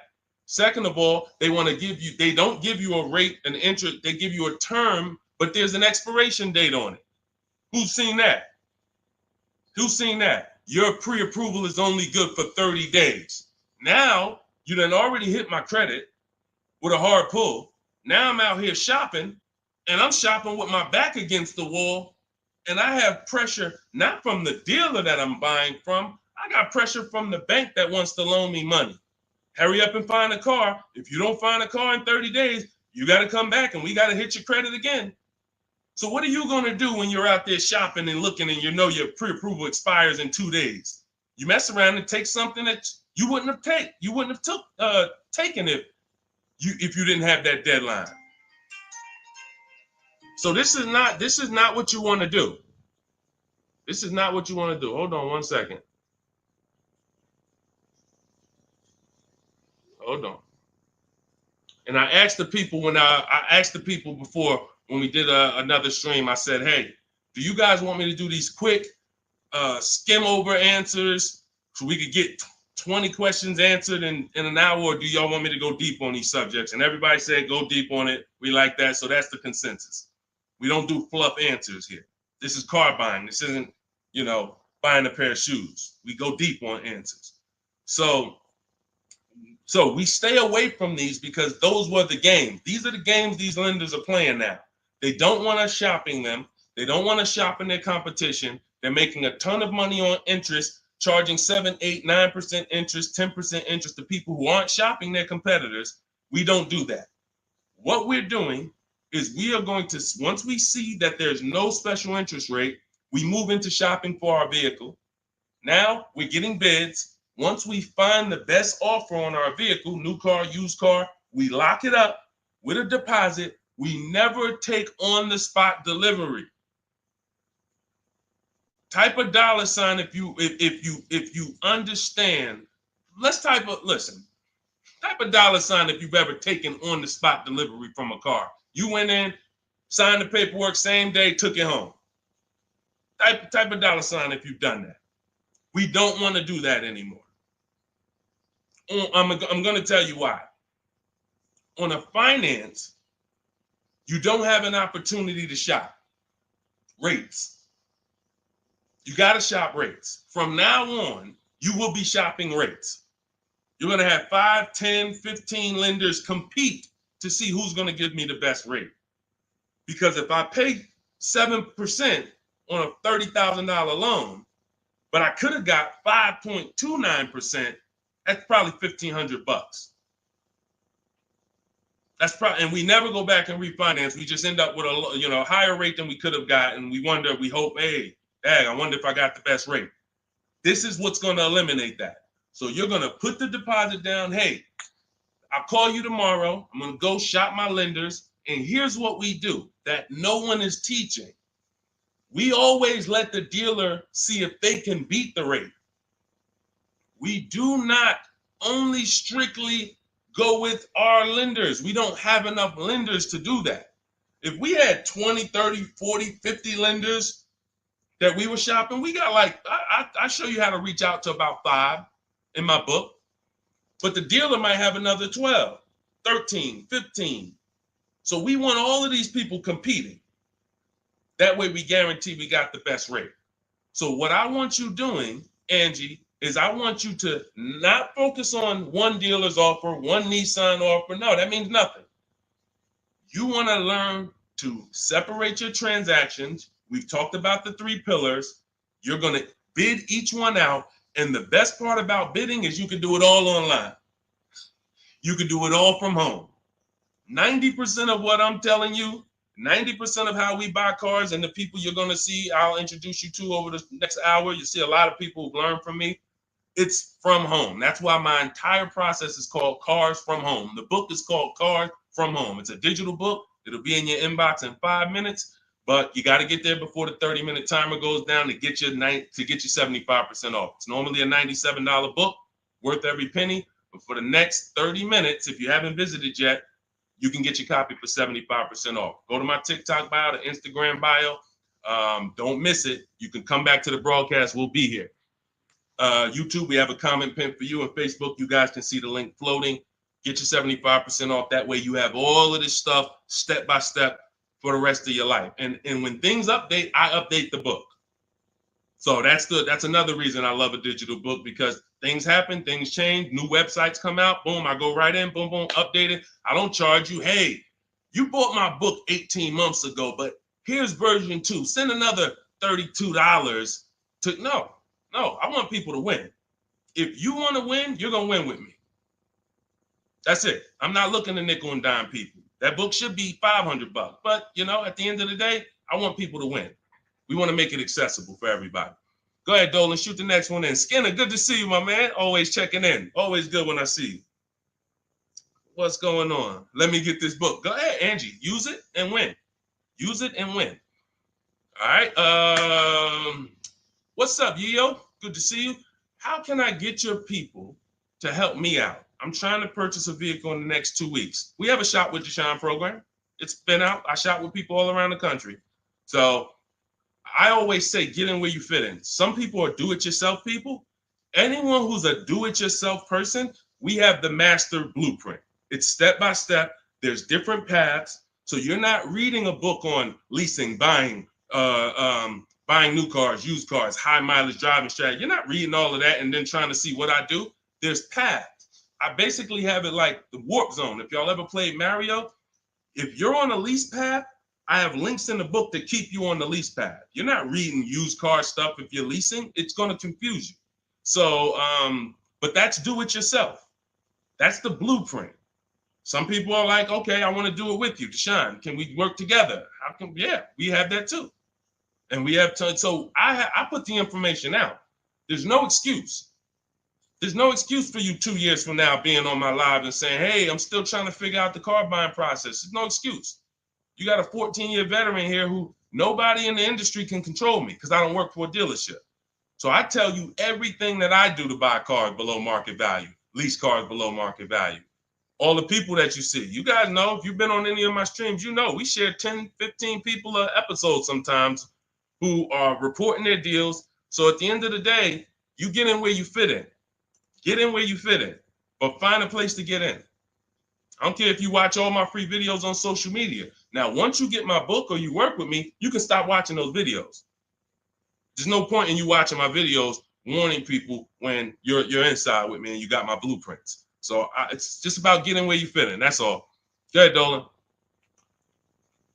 All that information was Shop with Deshone. That's all in my bio. That's all in, any of my bios too. So what are the 6 companies to sell your car to? Great question. Make notes. CarMax, Driveway, Carvana, Kelly's Blue Book Instant Cash Offer. Do not use the Kelly Blue Book algorithm site where you just put your year, make, model in, boom. Your vehicle's worth $18,000. Do not use that. That is worthless. The only thing that matters is cash offers. That's all that matters. These are people who literally, they either send an inspector to see the car, or you go to a local spot, have the car inspected, they go and they cut you a check. Like it's like that. They don't negotiate.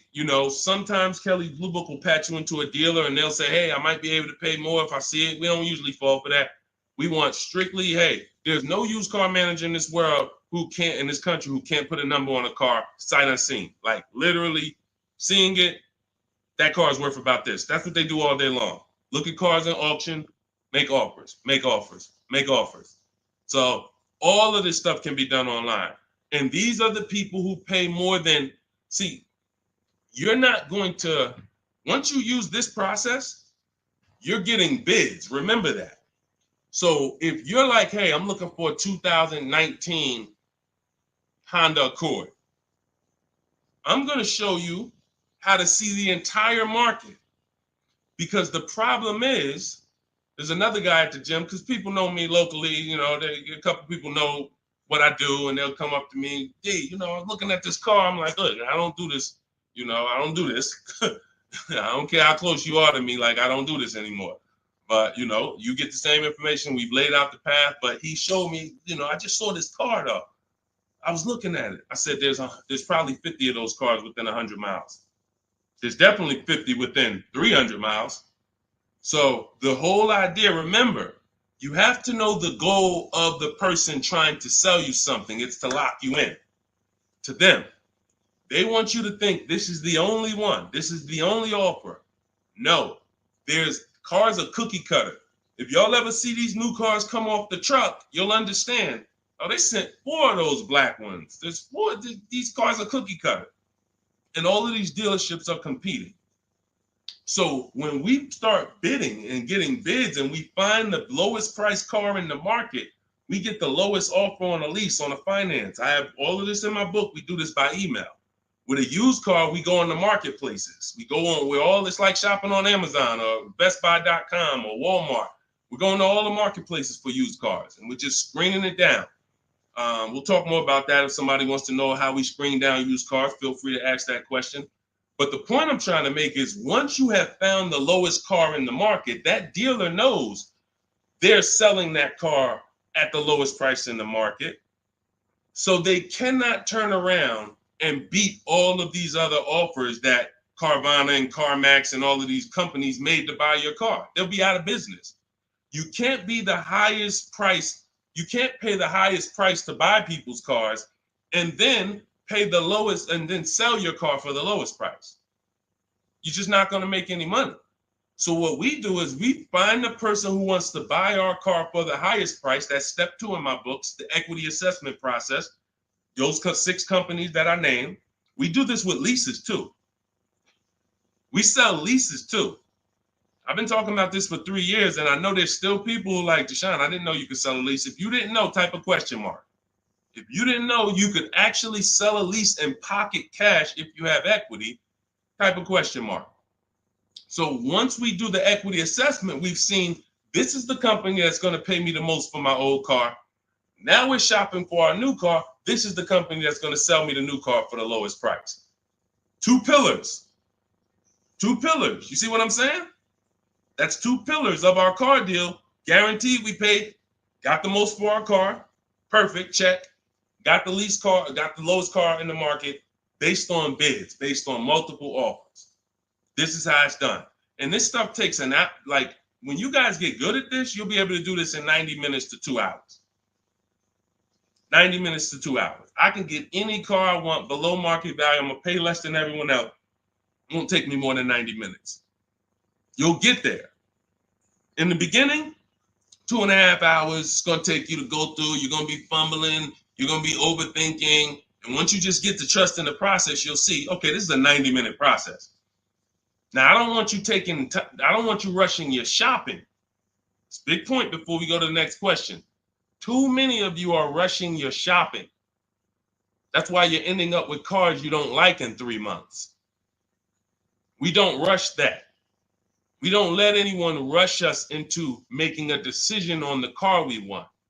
Step 4 in my book, in my process, I call it shopping, not buying.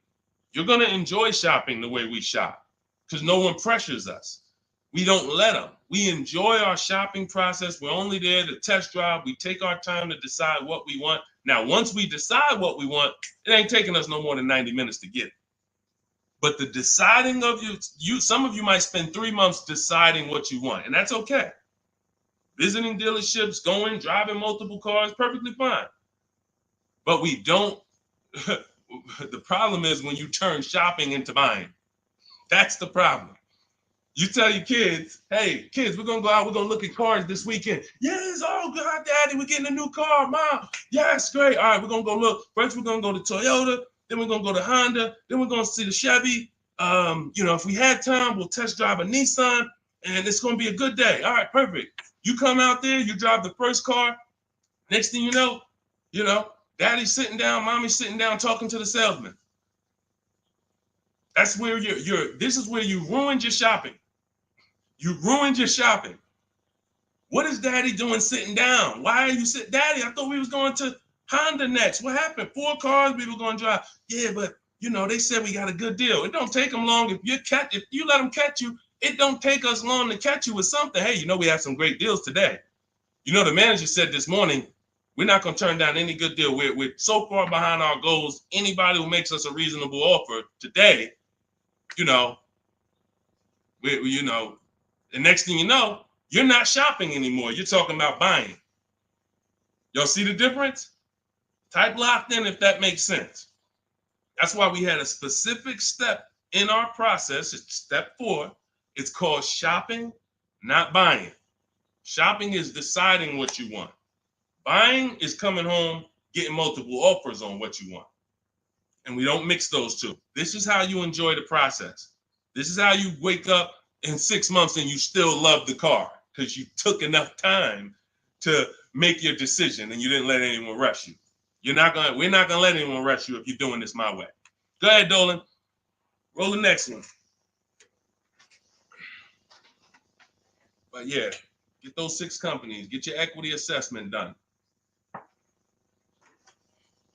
What's up, Terrell? Good to see you. Deshone, I sent out the initial contact template to the dealerships, and a lot of them are trying to get me to come in. That's why we had scripts. Listen, here's what I say to people that I work with. Whether it's most of the time this is people I'm working with in my coaching program here's what I say. I tell you up front, 80% of dealers are overpriced. 80% of dealers are here to make the process difficult because the more difficult they make the process, the more money they make. It's very simple.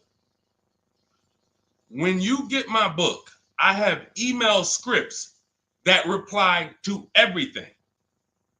For example, Terrell, when you open up the script for the initial replies, you'll see when they say, hey, when can you come in?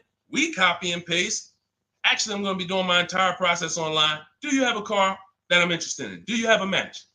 Every script ends with a question.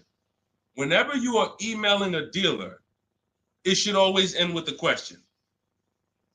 Somebody said, how much is the book? It's normally $97. If you go to my TikTok bio before the actual 30-minute timer gets to 0, you can get it for 75% off. So it'll be $24. So everyone who's visited that site already, if that timer started, it's going. So once it gets to 0, the price is $97. That's just our welcome offer for our new people. And you have a link in the YouTube comments as well as Facebook floating. You guys can see it. Instagram bio. Go activate your 75% off. It'll be in your inbox in a minute. But that's the whole thing. So let me read the rest of your question to see if it was something different. And a lot of them are trying to get me to come in and talk to them and test drive. What to do next? Resend another template.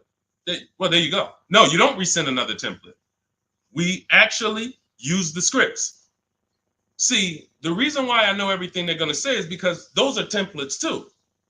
When you guys get these emails, who gets the emails from dealerships? Hey, Jane, we love your 2016 Kia Sorento. We have a customer looking for that. My used car manager just said he needs that vehicle. Who's gotten that? Who's gotten those emails? Type me. Type me if you gotten it. Hey, I can get you out of good news. We looked at your 2021 Honda, and turns out we can get you in a new one for around the same price. When can you come in? Or when can we have a conversation? Right? Thank you, Dion Skinner. Okay, look, how do we know? How do I know you all are getting those? Because we sent them from the dealership. We sent them from the dealership. Listen, if you're not tagging your best friend into this broadcast, you're being a little selfish, because your best friend's out there right now and they need a car and they about to go and overpay. So tag your best friend into this. Hit the share button and share with your best friend. This is what happens. Those are all templates. There's a software we would use, Mastermind, Momentum. What it does is it just searches the whole database and it sends out templates to these people. If we send out 1,000 emails, 100 are going to reply. It's going to lead to this many appointments. Those are all templates. That's not custom stuff. Those letters aren't, oh, they took the time to send me a letter. So it was easy for me to prepare the counter scripts because I know everything they're going to say. When can you come in? Can we have a phone call? You know, it'd be a lot easier. All the stuff is there. That's why there's 3 different sets of scripts in my book. And there's no other book that does this. Quite honestly, there's never been a book that I've seen that actually has links to videos, actually has links to documents with scripts that you copy and paste. That's why I said, when I tell you the book should be $500, it should be. And then it would be, I'm only going to sell it to the people who really, really value their money. And they would. And they'd be like, Deshone, this was an expensive book, but I tell you what, this book saved me more money than probably any book I ever bought. But again, that's not God's plan. God said, listen, make it affordable, son. The people who are going to get it, they don't have no excuse. They have no excuse now. If the book was $500, you could, man, I really would get the book, but I don't want to lose $500. Book's $24 if you get there before the timer. So the point is, Terrell, use the scripts, follow the process, realize it's a new process for you, but everything's accounted for. Everything in the process is accounted for. Just use your scripts. Everything they say, copy and paste, and keep the conversation moving on your terms. And don't try to turn an 80% dealer to a 20% dealer. They're not going to be that. They're doing what they're supposed to do. Let them eliminate themselves. Usually, if a dealer's going to make it hard, there's a reason. God, we use a strategy for leases and new cars called the 25 to 5. We connect with 25 dealers online in 20 minutes. Then we send this initial contact template that Terrell sent. That's going to give us 25 dealers' inventories we're shopping from. So we never have to worry about, hey, you know, I don't really have that car, but maybe I could get it. You're shopping with one dealer, you're shopping from one inventory. Whatever they got, that's all we got. No, we're shopping from 25 dealers' inventory. So now out of the 25, we're looking to get 5 to 7 quotes, 5 to 7 offers. You're going to see they're going to be $150 a month to $200 a month apart, minimum. That's just how it is. And that's when you prove to yourself, holy crap, I see how different these dealers are. It's not close. It's not like, hey, I got 5 offers. This one was $605. This one was $590. This one was $580. This one was $570. Heck no. This one was $620. This one was $550. This one was $475. This one was $450. That's how far apart they are. The 80% make big money, big, huge commissions. Like, it ain't like, so the 20% are the people who we want to find and do business with. These are the people that compete. They want to beat their competition. We find them and we buy from them. Great question. Thank you, Terrell. Good to see you. Next question, Dolan. Oh, man, good question. And that's very common. Again, very common. It's a new process. All right, I said that's the same question. Same question, Dolan.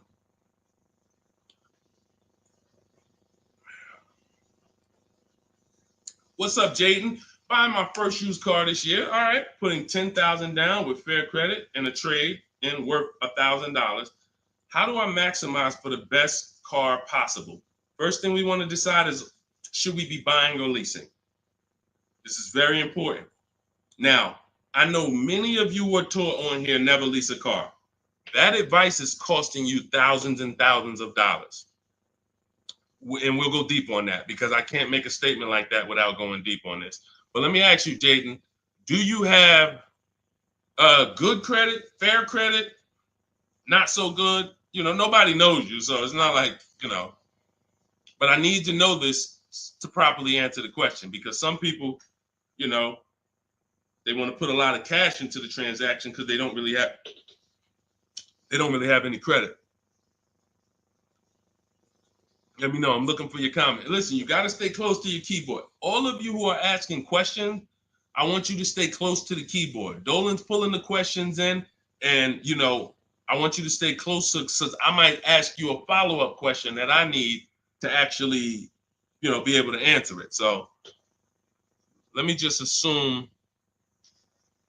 All right, let's just assume you have fair credit. Hang on one second. Let's assume you have fair credit.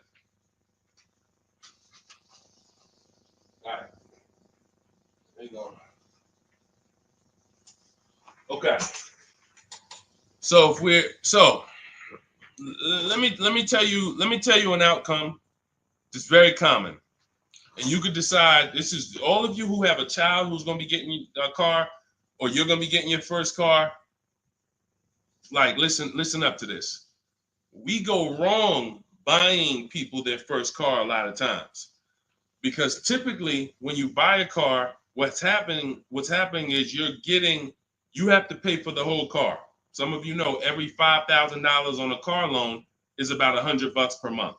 So when you look at and lock that into your head, every $5,000 is about $100 per month. So when you see a $5,000 car, $10,000 car, you should think $200 a month. When you see $15,000, you should think $300 a month. These are safe parameters for you to make sure you're not overcharged. You have to be able to understand a $50,000 car isn't going to be $500 a month to buy. It's going to start out around $1,000. So we need to know these things, because you can manipulate loans to make payments lower, and that's how you end up in a 9-year loan, because you went in saying, hey, could you get that car to 700? That car's nowhere near 700 with a good loan. 5 years, 6 years is the longest we go. I have a rule in my book called the Rule of 72 and the 10th birthday. 72 months is the max loan we take, and the car should be paid off by its 10th birthday to avoid problems. So by the time a car turns 11, car should be paid off, so that way you could actually put money to the side for maintenance. These are all boundaries that we haven't had, that if you follow them, you're going to have a lot better experiences. So if you don't have the credit to lease, then I would say, okay, get yourself an inexpensive car, try to get a small loan. You know what? The first question is, how many years are you going to keep the next car? That's the first question. That is the first question. When you open up my book, the first question, if you and I were talking on the phone, Jaden, the first question I would ask you before credit, before anything, Jaden, how many years are you going to keep the car? Now, if you say to me, Deshone, I'm definitely keeping the car 9-10 years. I don't need a car every couple years at all. I'll keep a car a decade. Perfect. Forget about leasing. In my book, first step is, how many years are you keeping the next car? I want y'all to answer that. Everyone who's shopping, everyone who will be shopping, you're shopping now, or you're going to be shopping soon in the next 6 months, a year. I want you to answer the question. How many years are you keeping the next car? Guaranteed. Guaranteed. Because everything else comes after that. When you're going to keep it 8-9 years, I'm going to show you the steps you need to make sure you get a car that will last 8-9 years. Plenty of people say, oh, I wanted to keep the car a long time, but you didn't take the steps to make sure you got a car that would last that long. So everything comes from this question first. How many years are you keeping the next car? So now, Jaden, let's say you say to me 8-9 years. Perfect. So now what we're going to do, we're going to the purchase path. Not thinking about leasing. New car, used car, based on budget. Based on budget. Now you said you have a trade-in worth $1,000. I'm guessing it's an older car, so you can still put it through the equity assessment. But if you're saying it's worth $1,000, who told you that? See what I'm saying? See, the highest offer for your car is what it's worth. I want y'all to get into the habit of getting offers so that you know exactly what your car is worth, not letting one person tell you what your car is worth. So now let's just say, for example, your car is worth $1,000. Now we're looking at, well, do we get a new car or pre-owned car? And if we get a pre-owned car, here's how we determine new car versus pre-owned car. Budget is one. Now let's say you could afford both. I could afford a new, I could afford a new pre-owned. Which one? Well, it's based on values. Some people, you only get a new car every 10 years. You're like, hey, I want to get me a new car. Because at the end of the day, over a 10-year period, the amount you pay for the new car, you'll get some of it back on the back end. And some people are like, I want to get a new car every decade. I want to treat myself. I could afford both. Some people are like, hey, I can afford both, but I'd rather knock 30% off. I don't need the latest one. I'd rather knock 30, 40% off what the price would be. It's just different values. There's no right or wrong there. In my book, I teach you both of those things. When you get to that step, that's how I help you make a decision. So sounds like, I would need more information. That's why I'm asking you, because I don't teach a one size fits all thing. I teach based on where you're at, here are your options. Pick one. Now, when it comes to buying versus leasing, oh yeah, one size fits all. Anybody on here who is not keeping their cars 8 years and you're buying them, you're losing thousands of dollars. You're just losing thousands of dollars. You can't compare. Like, look at somebody like Safrina. I use Safrina's deal. Oh, that's Teddy. Look at Teddy. That's a luxury car. Let's take a luxury car. Teddy got a $73,000 BMW. $73,000 BMW. He's paying $856 a month. He's not keeping it 8 years. He knows the 8-year rule. He said, okay, if I'm not keeping my cars 8 years, I'm going to shop for a below market lease. He uses our bidding system. He gets multiple offers. He said the highest offer during the process was $1,123 a month. That was his highest offer. He's paying $856.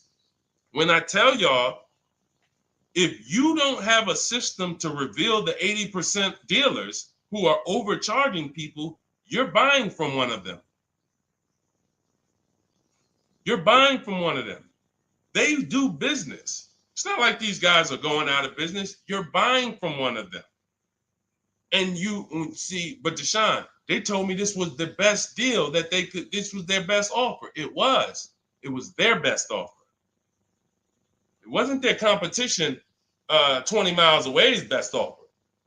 It wasn't that small dealer that's 45 minutes away that doesn't get the traffic that this city dealer gets, that once they see your information and they say, wait, hold on, we don't get the opportunities they get where they could just charge people and then they keep coming back. We only see, 3 people a day sometime. Boom, okay. Listen, we're gonna beat their we're gonna beat them, and we're gonna have our license plate in their market. This is what you can't see that when you're in a dealership trying to make a deal, negotiate with them. So this is what you prove to yourself. The 80% dealers charge tons of money before, and they won't go below a certain price. They might take off $3,000. I ain't going no lower. That's it. You don't want the car? Next. See you later. Listen, sorry, I'm not selling a car for less than that. They have a minimum threshold, a maximum amount. We ain't taking less than this for our car. Their competition, they'll go 3,000 less than that. Got to get them. So now let's go back to the leasing versus buying scene. When you look at this and you look at Teddy, you can see, can you take that comment down, Dolan? Matter of fact, I got it. Look at Teddy. So $829 a month, he's paying $856. Now, $73,000 vehicle, that vehicle on a 5-year loan, every $5,000 is about $100 a month. That vehicle should cost $1,500 a month. Even if he got a huge discount, let's say he got 15 grand off. Somehow, magically, he got a ridiculous discount. Instead of 73, he pays 60. $1,200 a month, 5 years. $1,200 he's paying $856. No money down. We don't, and whenever we shop, what you're going to learn as you listen to me and you shop the way I'm telling you to shop, everything we shop is no money down. We might put money down later, but we only put money down after we guarantee we got the best deal. All right. Let me echo that. You only put money down after you guarantee you got the best deal. What does that mean? You paid the best price for the car. You found the dealer that's going to sell you the car for the lowest price. You found the bank that's going to get you the lowest money. You did this from home using online tools. If you're doing it manually, you call around. I don't care if you call around. It's harder than my way because, but you want to call around and try to get multiple offers from dealers. The point is, once you find the best offer, now we can put money down if I want to lower my payment. But what dealers try to get you to do, especially the 80% and the people you're used to dealing with, they want you to put money down to get to a payment you'll take the car for. Big difference. Hey, how much is this car? Hey, it's $1,100 a month. Yeah, I can't afford that. How much money can you put down? How much money can you put down? Man, I could probably put down like 15, but can you get me to like 700? Now you're trying to buy your deal. You're not focused on the interest rate. You're not focused on the price of the car. Is he even selling me this car lower than what I could get on the market? You're trying to buy your deal, which is why the 80% dealers, here's what the 80% dealers make tons of money doing, making you think you want.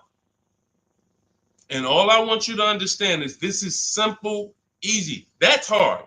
Once you step in, start doing this like Teddy, once you start doing this like Danielle, look, like Ansley, look, like Jen, all of these people get below market deals from home.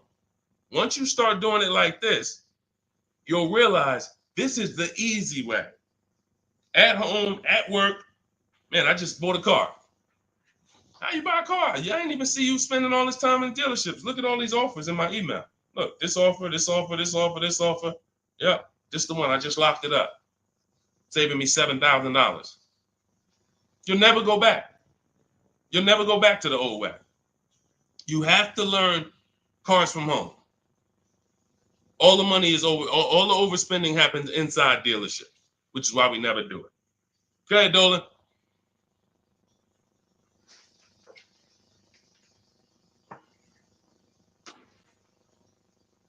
Let's go, Dolan. Keep them queued up, bro. Let's go. To Cali, good to see you. Should you put a down payment on a car? Well, that's just what we were just talking about. What we were just talking about was, all right, let's talk down payments on leases. First of all, you got to realize something about a lease. Whenever you put a down payment down, if the vehicle's stolen and they don't find it, or if it's totaled, you don't get the money back. I'm not a fan of putting huge money down on leases, but unless you do one thing, you assess, well, two things technically. There's only two ways to lose your down payment. Car's stolen and they don't find it, or it gets totaled. So here's what you ask yourself. How many cars have you had stolen in your life? Some of you are going to be like, man, 3. I wouldn't be putting down payments on leases.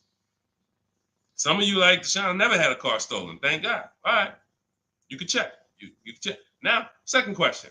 The vehicle you're buying, what's the chances if you get into an accident, it can get totaled? You're buying a huge Jeep. You're buying a huge S-Class Mercedes. You're buying something that's very hard to total. You're good.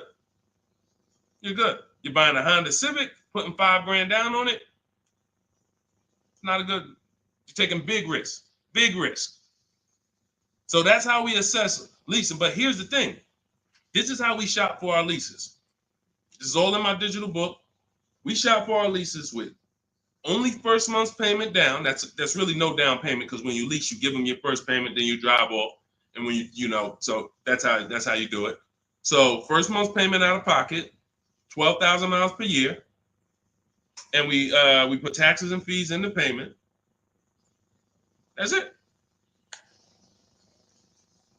That's it. We get all our offers that way. The dealer's going to give you the offer based on how you told them to give it to you. If you told them, hey, just work me a lease out, They're gonna work you out a random lease, $3 grand down, boom. When you see these commercials, these are not deals. Listen, you cannot never judge. I told y'all at the beginning of the stream, it's 3 prices you can pay for every car: market value, above market value, below market value. Those are the 3 prices. Below market price is the people who got skills. That's the stuff we're talking about here. Below market comes from bidding. When you look at these offers, look at these commercials. Look at. Let me show you a deal. Look, Ansley just got a 2024 Infiniti QX Lux. MSRP is $58,000, $58,490 to be exact. Said I'm only paying $554 a month with my first payment down only, right under 1%. Now, some of you, if you're savvy, you've heard of the lease 1% rule. That's been around for probably 30 years. I created the 1.5% rule because people were overpaying for leases. People knew, the savvy people knew the 1% rule. They knew this is great value. This is a steal. You get a lease under 1%, no money down, you stole a vehicle. Doesn't mean it's your best deal because Zafrina got 0.88. So she got 0.88. So just don't think, again, bids. Bids. It's like, hey, you don't know how much you're going to save on the car. She didn't know she was going to get 0.88. She knew the 1% rule. She got her offers. She ends up closing the deal, $579 a month on a $65,000 vehicle. So this is how you shop. So once you get an offer, if it's between 1% and 1.5%, that's good value on the lease. The closer to 1, the more value. But in order to get 1, you need rebate. You need we don't understand sometimes the lease program. The dealer can't control that. So what we do is we shop. When you see a deal that's 1.1, 1.2, 1% low, that means there's a lot of rebates there. There's a lot of there's probably great residual, low money factor, which is the interest rate. You can't control these things. All you can do is bid it out. Now, once you get to a payment and you're like, okay, I already know I'm under 1.5%. I got my 5 to 7 offers, so I know this is the best offer. But I want to drop my payment probably another $50. Now you put money down. You see what I'm saying? Type $signs if you got that. You shopped your deal. You got your offers. Type a $sign at that click. I'm talking to the people that's locked in. Listen, I know, unfortunately, we live in a world, a lot of people distracted. We sit here, we could talk big money all day long, and it's just flying past it. They got 100 other things on their mind. But the people who locked in, type a $sign if you understand that. When you shop for offers, when you look at your lease offers, the way I just told you we shop for them, now we get the offers, we say, all right, boom. This is the best one out of 5 to 7 dealers I got. Let me now lower my payment. First of all, if you can afford that payment, just take the deal. Much better, put no money into the deal. That way, if God forbid it's total, boom, I come back, I do it again, ain't no problem. I didn't put no money into the car. But if you look and say, I want to lower my payment like $100 a month. First thing you do is assess what I told you a couple minutes ago. How many cars have I had stolen? The lower, the better. If it's one time, okay, chances of this car getting stolen, slim to none. All right, how easy is this car to total? Now, it's a big vehicle. Like, I'd have to get into a pretty bad once-in-a-lifetime accident for it to be totaled. Perfect. All right, you can throw $2,000 down. You can throw $3,000 down to lower the payment more. That's how you use down payment money. You never use down payment money to buy your deal. You must have the deal before you apply the down payment. You must have the lowest interest rate before you get the down payment. You must have the dealer who's selling you that car lower than anyone else before you apply the money down. That's when you know you have a deal and your down payment isn't being taken and used as profit. Anybody else, down payment's being used as profit. It's just padding the deal. Give us more money to work with. How much could you put down? 6? All right, let me go work this out. And they're just around moving money around. They're moving, you're buying a car from them, you're getting your loan from them, and you're giving them $6,000 to work with. They have all this money to work with. That's a dream customer. And if this is you, I don't want you to feel bad. I only want you to feel, because no one told you this until now. I only want you to feel bad if you keep repeating it, because you got no one else to blame. Right now, you have the opportunity to change everything and focus on what I'm teaching you. So no one can do this to you. But the dream customer comes in, got a car to trade, wants to buy a car, needs a loan, How much could you put down? I'd probably put down like 3,000. That's 4 things you just gave him to work with. I got money in your loan I can move around. I got money in your old car that you want to sell to me, trade. All right, I could use that. Got some margin there. Then in the car you want to buy, I got some margin there. Then I got your down payment money that I got margin. I'm just about to let me manipulate a couple things and here. That's what we don't want to do. All right? That's why we separate the transactions. This stream, if you get the 3 pillars of great car deals, separating your transactions, bidding them out, this can never happen to you. None of this stuff could ever happen to you. Okay? Everything we're going over is in my new digital book. It's called Cars from Home, 7 Steps to Saving Time, Money, and Avoiding Dealerships. This teaches everything step by step, how to get below market leases, below market purchases, new cars, used cars, high mileage driving strategies. Some of you who are driving over 18,000 miles a year, you can't do some of this stuff is not, you need custom advice. See, again, I don't do one size fits all. You can't be an 18,000, 20,000, 30,000 mile a year driver and think you can actually use the same loan structures and all of that as a normal person. You're depreciating your car faster than them. So all of this is in my blueprint. It's in my new book. Get your copy for 75% off in my TikTok bio, in my Instagram bio, or we have a link in the comments for you on YouTube, and we have a floating link on Facebook for you guys. But if that timer hits 0, it's $97. And if I'm you, if I miss the 75% offer, I'm getting the book, knowing what I know. And there's people who have the book, they'll be like, hey, look, I don't care if you missed it. You need to get the book. It's $97, worth every penny. So I want you to have everything I teach. It'll be in your inbox in literally a couple minutes. It's a digital book. And as soon as you get it, you're going to see a thank you page, and it says screenshot this page. Very important, because on that page is the link to open the book. Then I email you a copy. Also on that page is the link to my support team, just in case you type your email wrong. Our system is great. We send out lots of books. It works every time. But if you mistyped your email, then you're not going to see the book. So make sure you have my support team's email. So if you don't see that book in 5-10 minutes, email my team, hey, and they'll get you the book right away. All right. Thank you, Skinner. Yeah, nobody ever broke it down like that. I'm glad. That's what I'm here for. That's what I'm here for. I only want to pay first month's payment, and that's it out of pocket. That's 90% of our people, Skinner. 90% of our people. Hold on, I'm gonna get to Hideout PA. You got the next question. Hold on. But look, 90% of our people, look, India, look, $365 a month, no money down. That's first payment only. Look, Melissa, look, got her hybrid Honda Pilot 2025, $597 a month.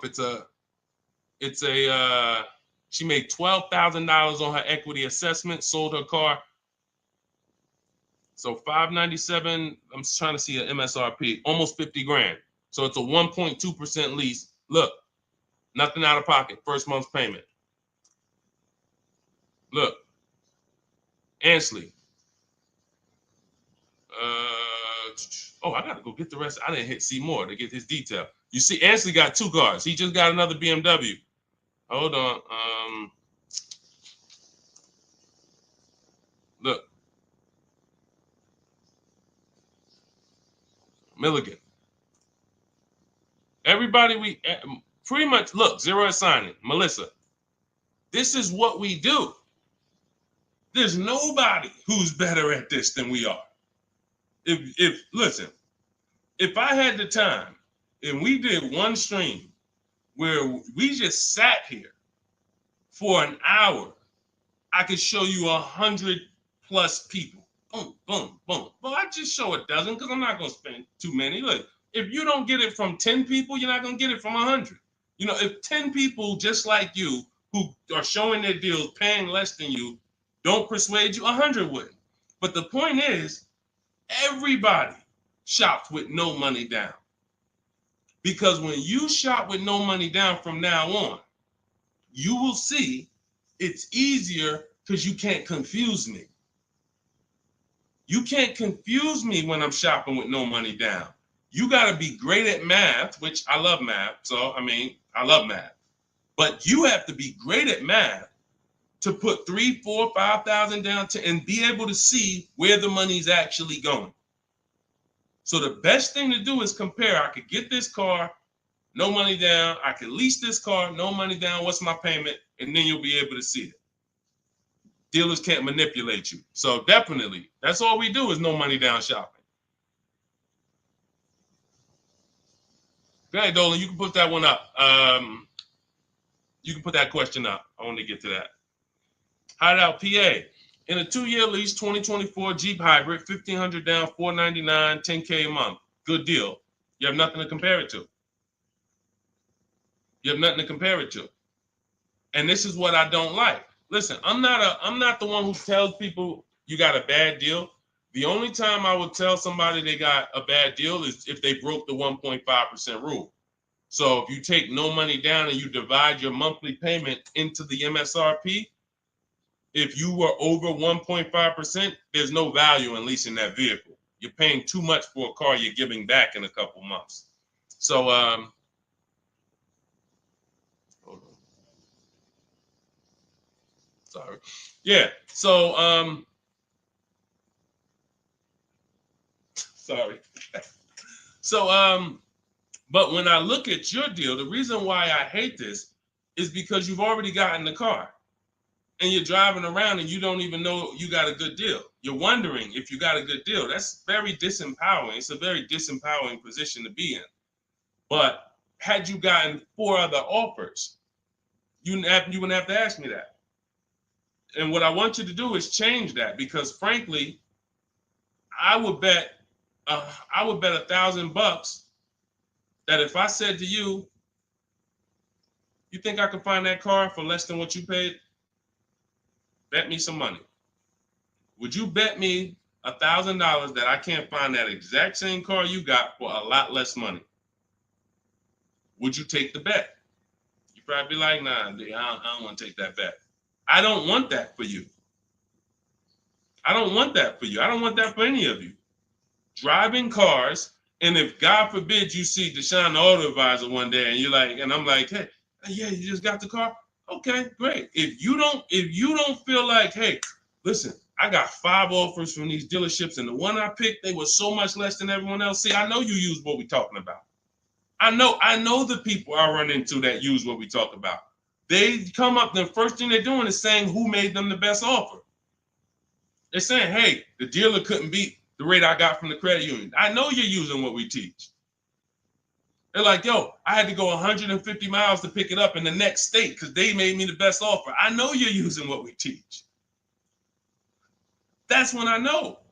When you come in and ask, hey, what you think about this deal? We have nothing to compare it to. So we look at something like, let's just take an average deal.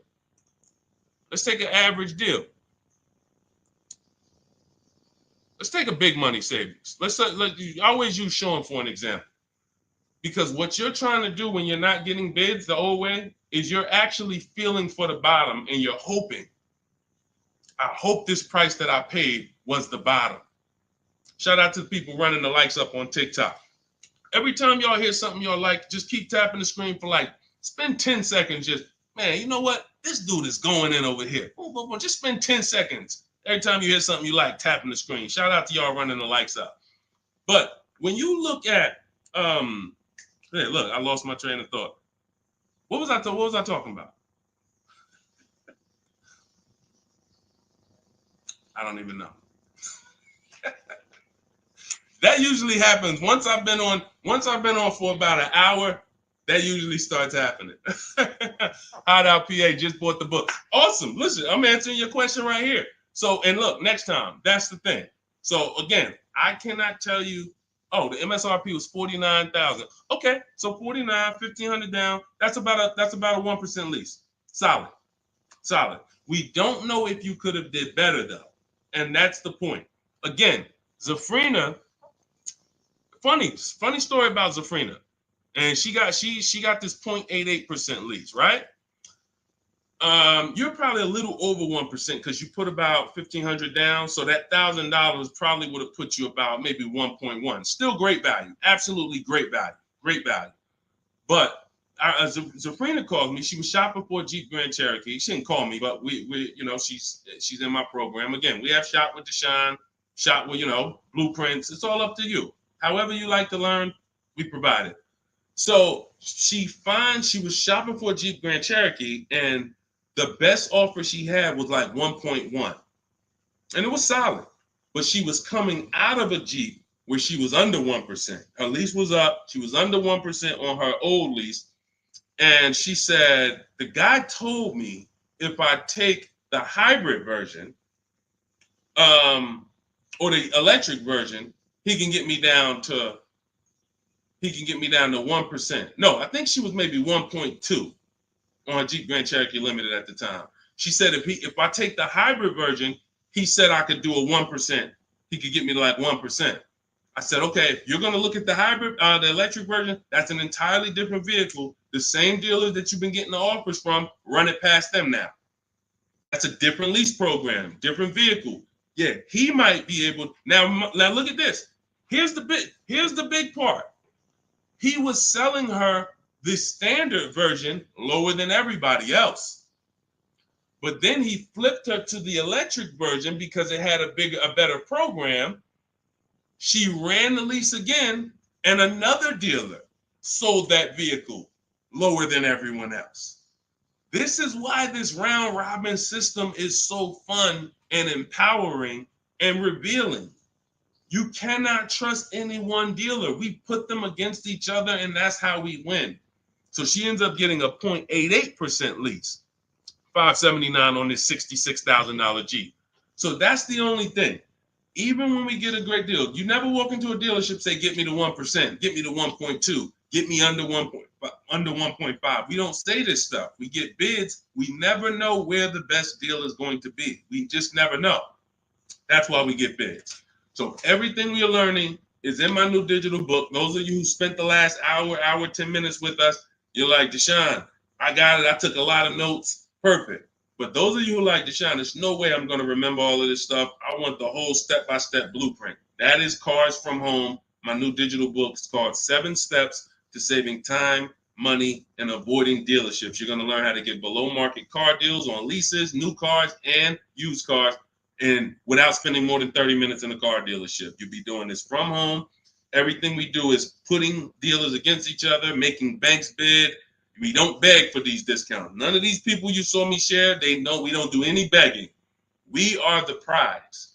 You are the prize. You haven't acted like it. You haven't accepted it. You haven't shopped like it. You're begging. Hey, come on, can you take off another $50? Come on, $25 a month. You're going to lose a deal over this. This is begging. You're begging someone to give them a $50,000 transaction. We don't do that. We're at home, empowered. Everything we do is in there. You have it in your inbox in literally minutes, and you can get it as long as you get there before the 30-minute timer is up. You get it for 75% off. So you won't pay the normal $97 price. You get your copy in my TikTok bio, in my Instagram bio, or you can click the link in my YouTube comment or Facebook below. So shout out to the people that's locked in. Skinner, shout out to you, Hideout PA. Shout out to the people who are like locked in. I know I can only help a small percentage of people. That's the sad part. The sad part is when I came to the internet, a bunch of smart people who studied the internet, they do this. I never sold any products on the internet. They told me, Deshone, doesn't matter how inexpensive you make it, you can't help everybody. They're not mentally gonna let you help them. I said, no, that's impossible. Nah, I said, look, no way. No, I'm gonna be so transparent. I got the industry experience. We got hundreds of testimonials. They go to all my pages. They can see their peers, people just like them, grandmothers, single mothers, all that. They said, Deshone, none of that matters. You can only help a small percentage. And they've been right. And I used to be disappointed. I really did. But now I focus on the people who are locked in. Whatever God gave me, whoever God assigned to me, I'm focused on you. That's it. So I'm here to make sure Hideout PA wins. She got the book. I'm here to make sure that Skinner wins. I'm here. Anybody who locked in, hey, Deshone got the book. You talking to me. I'm the 10%. I'm the 20%, whatever percentage it is. But the rest of you, you got to evaluate yourself because you're going into a very expensive purchase that is the second most expensive purchase you're ever going to make. And you're going in to deal with sharks. Like you really live that. Like you're really ready for that. I spend more time warning you of what the inside is like because I've been in the inside. I can go back to sell cars if I wasn't running a company to educate you guys. I can make $200,000, $300,000, $400,000 a year selling cars. This is not hard for me, but I know what it's like. I know who sits next to me. I know it's people who, when you sit down next to them, your head's coming off and you're going to leave with a smile. It's an art. It's a science to making a customer leave with a smile. We got people who pay $200 more per month than they could have got, but they leave smiling. Don't let them run into their neighbor, though, that's got the same car and got a better deal. $200 less. Wait, you got the same car? What happened? They knew something you didn't know. So that's my warning. Shout out to the people that's locked in. Get your book for 75% off. Make sure you screenshot the thank you page. The book is right on the thank you page. As soon as you pay, you can download it, add it to your inbox, and just use it and win. And make sure you email me your success stories. All right. I'll see y'all in the next stream. God bless you.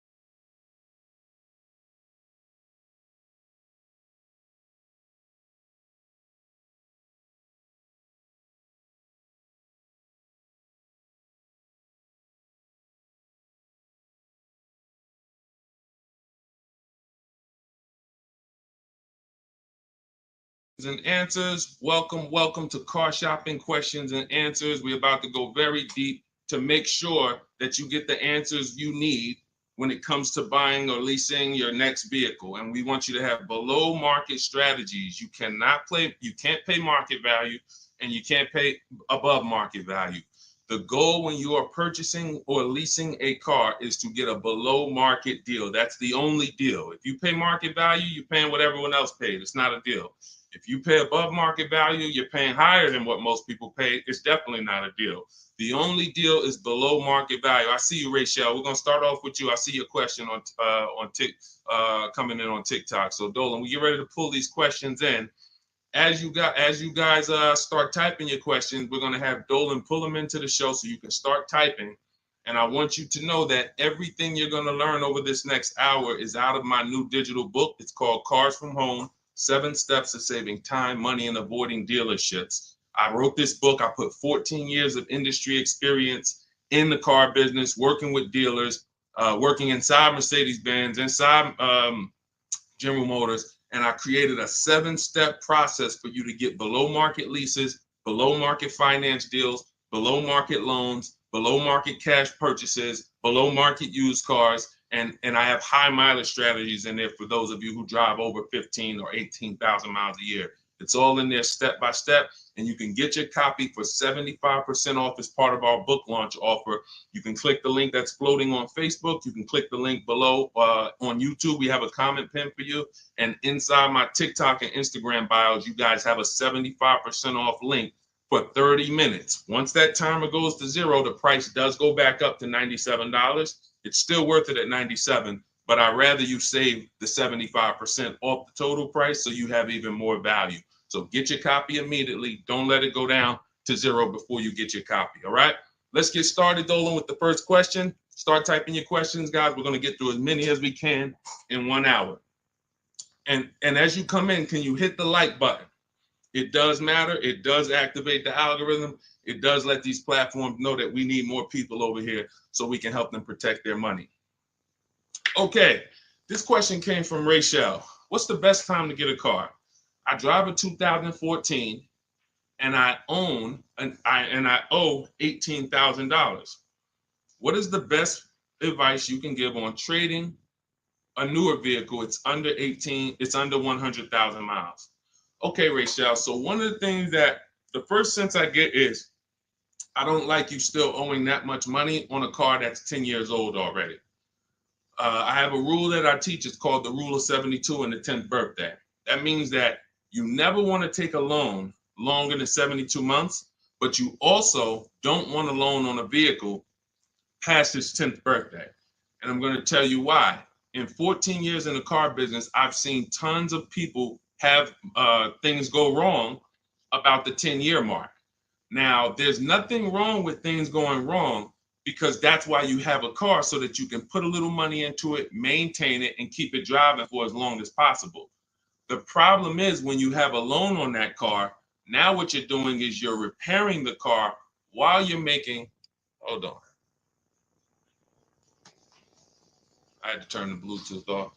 Okay, so the problem is you're repairing that car while you're making payments on it. I call these the four expenses. The four expenses for a car are what you pay for it every month, if you have a loan, what you pay for gas, what you pay to repair it, and then what you pay to maintain it. Maintaining is oil changes, brake fluid changes, tire rotations, new tires. These are, replacing brakes. These are maintaining it. Repairing it is if something breaks on the car. And it's that I call that the fourth expense. That's what most people are not ready for. And what I see is if you have a loan past the 10th year, you're getting hit with you're getting hit with all four expenses. And if you've ever seen someone who has a luxury vehicle and they hate it, they usually are buying cars that are too old and taking loans that are too long on them. Because you'll see they hate the vehicle because BMW, you got your BMW, you go drop it off, they tell you, hey, you need brakes, that's maintenance. Then, hey, your navigation system or your electric system is messing up, that's $2,000. And then, you still had to put premium gas in the car, so you could leave out of there, it costs $5,000 in 1 month. And people be like, man, I hate this car. But the car is not the problem. The problem is you took a loan on a car that was too old, and you took a loan that was too long. That's why I created the rule of 72 and the 10th birthday. No loans longer than 72 months, and then your car needs to be paid off by the 10th birthday. Now, what happens if you look at the car you want and you can't afford that payment for 6 years? That means you can't afford that car. That doesn't mean stretch the loan out to 7 years or 8 years so that you can try to afford it. Right now, we could all go and we can look at a $700,000 house. Maybe most of us can't afford the mortgage on that, but if we stretch the mortgage out to 50 years, then maybe we can afford the mortgage on it. Doesn't mean it's a good financial decision.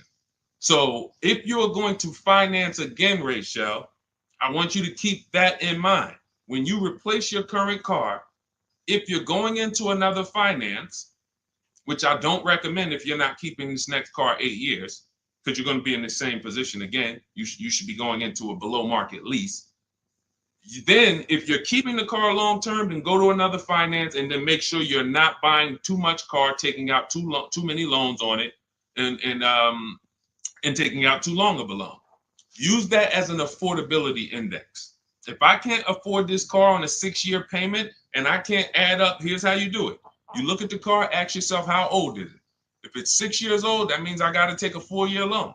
If it's 5 years old, that means I got to take a 5-year loan. It can't be greater than 10. You are taking way too much risk. And you're going to end up in this position where you're looking and you're like, how do I still have a car payment? Things starting to go wrong on this car. I'm nowhere close to paying it off. What did I do wrong? That's what you did wrong. Now, if you want to avoid this altogether and say, all right, what can I do in a different structure? You would be going into a lease. If you're shopping a below market lease, what that's going to do is make sure you can pay a low payment on a brand new car. It's always going to be under warranty, and you just keep doing that. You look like somebody who you're just used to having a car payment anyway. So you want to switch the way you make those car payments and start paying it into new cars versus these 10-year-old cars or 8-year-old cars that you're paying these payments into, and you're not getting much back in terms of return or quality or anything like that. So that's the first thing that I would concern myself with is, Rachel, how many years are you going to keep the next car? If it's 8 or more, then you purchase again. If it's less than 8, then Deshone, talk to me about a lease, because I'm not keeping this car at 8 years. I don't keep any car 8 years. All right? It's a great question. That's where we need to start out. Go ahead, Dolan. Shoot the next one up. Okay, this one is Love and okay, I don't want to even try to pronounce it, but you can see who you are. If I'm upside down, how can I trade or sell without having to pay the difference or getting a higher note? So now you're asking a question that, all right, so this person said if I'm upside down, that means they owe more on the car than it's worth. How can they get out of that car and go into another car without paying the difference or having a higher note? So I'm going to give you the way it's possible, depending on your situation, and realizing that in my book, there is one person, there's two people actually, but really one main person who, it doesn't matter how good your credit is, you're not going home with a new car, because negative equity is, you have too much negative equity. So there are cases where doesn't matter. You come in with an 800 score. I call negative equity the bad credit for people with good credit, because it's the only time when I was in the dealership, people would walk in and they would say, you know, okay, we look at a car and then we look at their current situation and the maximum amount they can pay. And then we look and say, hey, look, the bank's not going to approve this.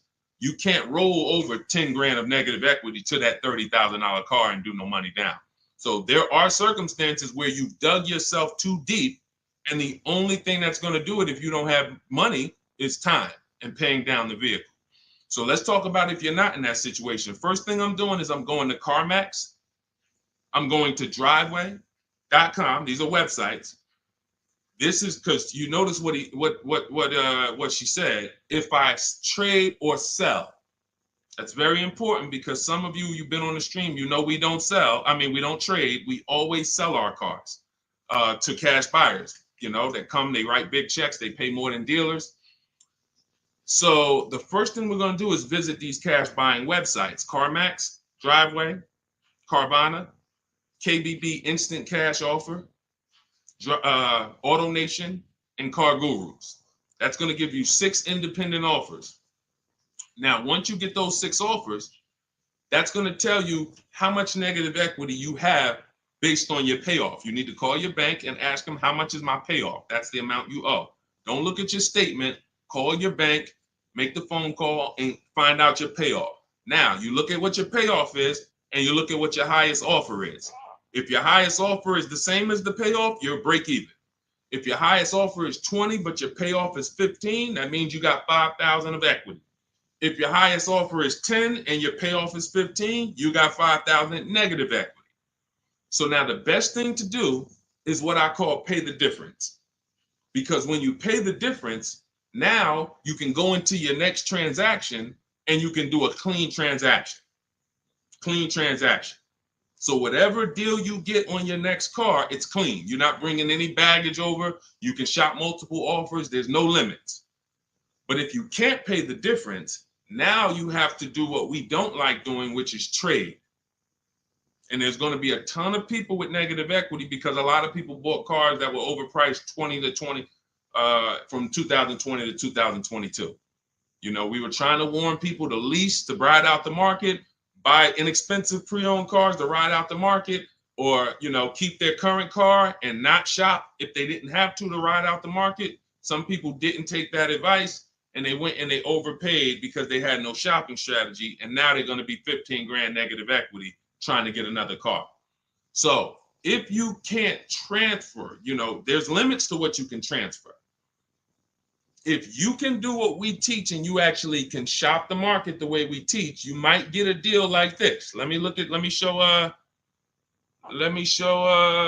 this is Milligan's deal. She just made this deal a couple days ago. It was for Mercedes-Benz brand new EQS. It's an EQE. It was a $79,000 vehicle. Using our shop from home strategy, she never left the house to get this discount. She went from $79,000 to $51,000 on a brand new vehicle. And if you're on Instagram or if you're on YouTube, you guys can see this. So we can't share the entire versions on Facebook and on TikTok. But if you like, anybody who wants to see, okay, I want to see these things that Deshone is, you can go right to our YouTube page, Deshone the Auto Advisor. And you go right to Instagram and you'll see the actual documents. This is her deal. She's posted up $79,000, $51,000. Why is this so important? Because when the bank goes to lend on this vehicle she bought, they're lending based on the fact the MSRP is 79. So the banks will usually lend up to 20% more of the MSRP if you have good credit. So 79, the max they'll lend is another 20% of that. So let's say, $96,000 is the max they're going to lend on a $79,000 car. So let's just say you have 15,000 negative equity. Now, you don't know how to shop. You don't get the same discounts we're getting. You don't have that same thing. You can't slap all of that negative equity on and your taxes and your fees because you're going to blow out the loan to value ratios. The bank's not going to approve it. But when you find a car that has specific rebate, and we don't know this, she didn't know she was going to save $25,000 off this vehicle. What is that? Almost $30,000 off this vehicle. She didn't know that. She just said, I like this vehicle. Deshone, I'm going to use these shopping strategies, same strategies you'll have in my book. It'll literally be in your inbox in minutes. Same strategies we've used to help people do this all around the country. Now, all right, I saved almost 30 grand. Now I can bring my negative equity of 15 grand over to this vehicle, bury it, and I'm okay. So it's very important. The more negative equity you have, you are targeting a vehicle, or you're trying to find a vehicle where you can get such a big discount, you can transfer that over, go from a non-quality vehicle usually to a quality vehicle, because you're already in a vehicle that's not worth what you owe. That's important to understand. You're already in a vehicle that's not worth what you owe. The key is to getting that into a vehicle you're going to enjoy, and at least a vehicle that is safe and quality, and preferably you're leasing. Because the great thing about transferring negative equity to a lease is once that lease is up in 3 years or 39 months, the negative equity is gone. When you transfer that over to a finance, another 5 or 6 year finance, you're bringing the negative equity over, stretching it out for 5 or 6 years and putting interest on top of it. That's why I don't ever recommend go from a finance negative equity deal to another finance negative equity deal, because you're usually a short-term person anyway. You should be leasing cars. So this is the strategies for getting out of negative equity. Now you can literally go into a dealer. See, watch this. That's a below market strategy for negative equity. What I just talked to you about is what the people who are actually financially wise do and think about. Now you could say, well, I'm just going to go into the dealer and say, hey, I want to get out of this car. Perfect. They'll transfer you out of that. They'll go in and say, all right, we got it. Here's your payment. We put you on a 4-year lease, or here's your payment. We got you in a 6-year, 7-year finance. But you'll never know the discount you're getting because you don't care. Your whole thing is, I don't really want to unlearn what I've been taught and programmed to do. But if you want to say, I want to make the best deal possible and I want to stop making these mistakes that's getting me into these bad deals, I've never had to come and deal with 5, 6 grand, 2 grand of negative equity. It's never happened to me. But there are people, you might be one of them, who every deal you make, it's a negative equity situation. It's a negative equity situation. That's because you haven't learned how to structure your deals correctly.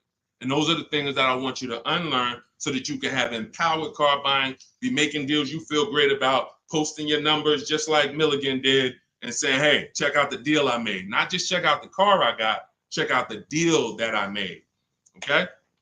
So that's what you need to understand. And if you can't, and that's how you can transfer out of negative equity, whether you have 10 grand negative equity, 5, 15, those are your options. And that's how we work it. All of this, guys, is in my new digital book. If you're enjoying what you're hearing so far, could you hit the like button? Hit the like button if you're just enjoying what you're hearing so far. I see y'all are running the likes up on TikTok. I appreciate it. As y'all keep tapping the screen, every time you're like, man, you know what? This is good information. Just hit the like button, start tapping the screen. It means a lot. And again, it shows these social media platforms that they need to get more people over here. Okay? So go ahead, Dolan, shoot the next question up. Keep typing your questions, y'all. We are going to try to get through as many as we can. I see you, Patrice Darden. I see you, Mr. Living Right. I see you, Letitia Cook. Good to see everybody tapping in. What's up, Mex? I see you, Kiki. We're live on 2 TikTok channels too. We're on 2 TikTok channels today. All right, now Roby asks, what's the fastest way to sell a lease? I'm over by 18,000 in miles and have 19 payments left. Okay, here's what I'm gonna give you. I'm gonna give you, this is, now, who has a lease right now that they're pacing to go over their mileage? They're pacing to go over their mileage. Who has a lease right now? You haven't gone over yet, but you're pacing because you're not over until the end of the lease. If you tell the leasing company you're going to drive 12,000 miles per year, then they want the car back with 36,000 miles on it. If you sign for 15,000 miles per year, then they want the car back with 45,000 miles in 3 years. You do a 20,000 mile a year lease. Some of you might have not known you can do high mileage leases. We talk about that all the time. It's only a couple dollars more when you get below market deals. If you're not keeping cars 8 years, the high mileage leases are some of the best things you could be doing. It's literally pennies on the dot, cents on the dollar compared to purchasing, and we never have negative equity, and we drive as much as we want in these new cars. If you're pacing, once you bring the car back, you could do 10,000 miles your first year, 20,000 miles your second year, 8,000 miles your third year, as long as the total at the end doesn't exceed what you told them you were going to spend, then you would be fine. So you're not over your miles, you're pacing to go over your miles. So here's what I'm going to give you, Nairobi, because this is a very, very complex thing when you don't have calculators. When you don't have tools, it's complex unless you're really good at math. But what I'm going to do is I'm going to put this comment on YouTube and Facebook. Now now in my book, I have calculators that I've invented. This is actual software that people who use my books and who have worked with me since 2021 have gotten to use. These are things that I looked around the industry and I saw things that people needed to know that didn't exist. So we had to actually build them out ourselves. And so that's why when you get my digital book, you have access to like 5 different custom calculators that we made that no one else uses. So one of them is this lease penalty calculator. Now, if you're pacing to go over your miles, here's what you got to understand. If you call a dealership, one of the biggest lies that they're going to tell you is, come on in, I'll take care of the mileage, or I'll take care of the penalties, or we'll get you out of the lease. Who's heard that before? Type me if you've heard that. Type me if you've ever spoken to a dealer, if you said, hey, I'm going over my miles, or hey, I'm thinking about, I want to get out early, and they said to you, no problem, come on in, we'll get you out of that. Don't worry about your old payments. Who's heard that? Who's heard that? Okay, type me. I told y'all, you got to stay by your keyboards when you're on these live streams. This is not, you're not watching somebody play video games where you could just be like, all right, yeah, let me just watch this person. Nah, this is active learning. This is stay by your keyboard because we dialogue with each other. All right, Latesha, I see you. Carol, yes, I see you. Harold Driver, yes, I see you. All right, so here's what happens. Those payments and that penalty that you drove over your miles, they don't get taken care of. They get rolled into your next deal. The only way lease payments disappear is if they have something called a payment waiver. And that's for loyalty in some cases. They don't say, hey, you got a Honda, you're buying a Toyota, we'll waive those old payments. They'll say, we'll take care of them. But what that means and what you need to know and what we know is that means I'm rolling them into your next car. So you're paying for that car in this new car. We don't like to make deals like that because it's baggage. It's baggage.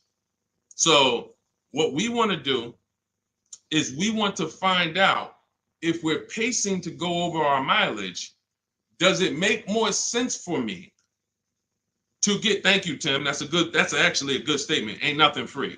That's a good statement that a lot of people don't understand. When they say, hey, I'm throwing in these floor mats for you. Hey, I'm throwing in key protection. That means there's so much money in the deal that we have to actually, it's something called padding the deal.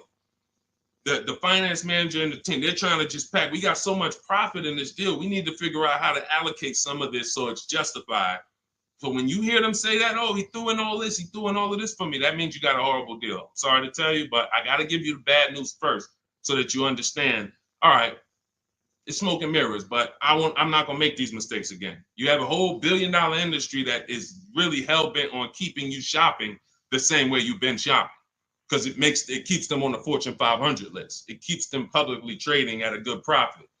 But our people and the people who listen to us, those of you who locked in, you're gonna be the ones that everybody else buying up here, but we buying down here. So let's get back to this point. So you want to see if I'm pacing to go over my mileage, does it make more sense for me to replace the car now? In which case, my payments would be due. If I stop my lease 3 months early, and in Nairobi's case, she has 19 payments left. If she was to go and stop her lease now, those 19 payments get billed out immediately. So if she walks into a dealer and says, hey, get me out of this car, they're going to try to either see, can they buy it, or do we make the payments and roll them over?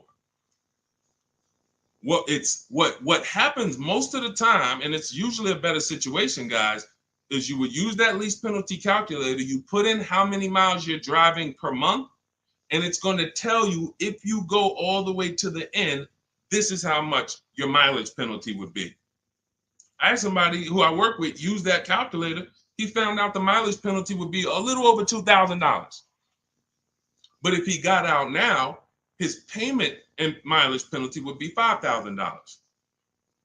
See, first thing we want to do when we find out we're going over mileage is, let me try to get out of this car. Oh, you don't realize that that's a bigger penalty you're paying, breaking the lease early, versus go to mileage, and then you find yourself a below market deal. You get yourself a deal like this.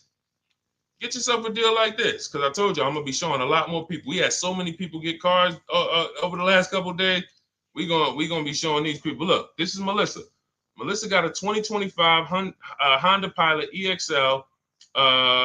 She got a 15,000 mile a year lease. And oh man, I didn't even when I screenshot her, hold on. When I screenshot her deal, I didn't open it up with all the details that she shared. So hold on, stay with me, because y'all got to see this. She got a 1.27 lease. And if she would have let's say she was in a situation where she had a $2,000 mileage penalty, it would be simple for her to just literally roll that mileage penalty over here on top of her 1.2% lease. So this was her full deal right here. It says 15,000 miles per year, $597 a month. And look, she sold her old car because she was used to financing. This is the perfect example of someone who was taught never lease, never lease. She paid all this money to finance these cars. She had a 2018 Kia Sorento, and she would normally go in, trade that car in, and then use whatever equity she had, 5,000, 7,000, 8,000, as a down payment towards her next finance. And she just kept doing it over and over and over again, paying high payments, losing her equity. So she discovers me. She finds out she's not keeping cars 8 years. She's like, all right, if I'm not keeping cars 8 years, I'm not breaking Deshone's 8-year rule. I'm going to shop for a lease. So now she shops for her lease. She gets the same car she would have gotten and paid tons of money for, $800-900 a month for, because she was financing it. But now she actually she financed, she gets her new lease, $597 a month. And look, she did her offers, the 6 offers I told y'all to do, 10 minutes ago, $12,000 in equity. So she goes in, she gets the new car, no money down, $597, drives off in a brand new $50,000 vehicle. Then she gets a check and she puts it in her bank for $12,000. It's the way the money moves. If you understand what I'm saying, if you're starting to, even if you don't get it all, if you're starting to understand type of dollar sign, it's the way the money moves. This is already a woman who likes driving newer cars. It's obvious. She has a 2018. She's going to upgrade it. So she would normally just go trade it in, finance another car, keep it another 5-6 years, trade it in, finance another car. It costs big money to finance these cars. It costs huge money. So now what she did is she said, okay, I drive 15,000 miles a year. I'm just going to get a 15,000 mile a year lease. If she would have got a 12,000, payment would have been $25 less. If she needed 18,000 like Jen, look at Jen's deal. Jen needed 18,000. Where's Jen? Here she is. Look, she says $512 a month. She got a CRV hybrid, and some of these vehicles are very in demand. So when you see vehicles that are closer to the 1% leases, these are vehicles that have bigger rebates, more support behind them. And sometimes you see vehicles that are 1.2, 1.3. They have a little less support from the manufacturer, but you still need to shop to get great lease deals because most people are paying, either huge down payments or then, they're paying over 1.5%. Again, let's stay on topic though. If you look at Jen, she said my payment was $512. I bumped it up because I wanted 18,000 miles a year to $563. Look, she shopped the payment. She shopped her deal from home the way we teach. She got 25 dealers to get involved online, never talked to them, got bids, used my email scripts, and she said, okay, my best deal for 12,000 miles is $512 a month. All right, now bump me up to 18,000. So she's getting, a lot of people would have just signed the 12,000 and then been talking about penalties that they're paying because they didn't get what they need. We teach something called choosing your mileage wisely. She paid $40-50 a month and she can drive her 18,000 miles a year, take her trips, do her crossroads, go see her kids in college and not have to worry about anything for $40-something more a month. It's the pennies. That's called being penny wise. Some people will be penny, that's called being dollar wise. Some people will be penny wise. It's called penny wise, dollar foolish. You have to get the mileage you need on a lease. And if you choose your mileage wrong, don't blame the lease. The lease is not a real person. The lease only goes what you put in. If you tell them, work me a lease payment with no money down, that's how they're going to customize it. If you say put the taxes and fees in the payment and give me offers, that's how they're going to customize it. You might have to tell them 2 or 3 times because they're so used to just telling people, hey, we need $5,000 down. So you might have to tell them that, but the lease is based on you. If you say, hey, I need 25,000 miles a year to drive, that's what they're going to quote you. That's what they're going to customize. So we always shop with 12 and then we adjust our mileage later. But that's what you need to see, Nairobi. So you're going to see, use that calculator I put the link for. It'll tell you whether it makes sense to get out now, later, or at the end. But the last thing I want you to compare that to is the equity assessment. I want you to go to CarMax, go to Driveway, go to Carvana, go to KBB Instant Cash Offer, go to Driveway, go to AutoNation, go to Car Gurus, get those 6 cash offers because you may be able to sell your car. And in which case, if you sell your car, all is forgiven. If you sell your car, there's no penalties, there's no nothing because you're actually transferring the title and the buyer is paying the company off. So do that equity assessment. But when you go to those websites, you must put in, when they ask you, is it a finance, lease, or own, put own. Don't put lease because it triggers something in their websites. Now, if y'all are like, you're like Deshone, I'm not going to remember all of this. Get the blueprint. That everything I'm teaching you is out of my new digital book, Cars from Home, 7 Steps to Saving Time, Money, and Avoiding Dealerships. It's already 5-star rated. Shout out to the people on Goodreads who have reviewed it. We're at a 4.9 rating. We got 4.9 overall, 58 ratings, 40 written reviews. Shout out to everybody who's came and told their story about this book since we launched it a few months ago. And you can go and see what the public is saying about it. This ship has sailed. You can get your copy for 75% off for the next 30 minutes. If you visited the website in my TikTok bio and my Instagram bio, once that gets to 0, there's a countdown, 30 minutes. Once it gets to 0, the price of the book goes back up to $97. It's still worth every dime, but I'd rather you pay $24 instead of $97. So on Instagram, TikTok, your 75% off is in my TikTok bio, in my Instagram bio. Get it before the countdown expires and you'll have the blueprint. On Facebook and YouTube, we have a link in the comments for you pinned for you to get your copy for 75% off for 30 minutes only. Again, if you're like Deshone, this is good, but there's no way I'm going to remember all of this. You can watch the replays, get it however you want it. Our system is step-by-step, and it doesn't involve talking. Everything we do is online tools. Okay, go ahead, Dolan. Let me take a sip of water. Next question. And you can buy more miles on the lease. That's a good point. A lot of people don't know that though, Tim. They really don't. You know, they might have signed a bad lease or heard somebody sign a bad lease, and then, you know, usually what signing a bad lease is overpaying for it or not getting the mileage you need, or both. You get them. I've had people who know they're not going to drive 10,000 miles a year, but because it's $40 a month less, or because they don't know, just pay $40 more and get what you need. They'll just take the 10,000. It's a horrible decision, and it leads to a terrible lease experience. All right, this is Teneros. How much should I put down as a down payment? It's a great question.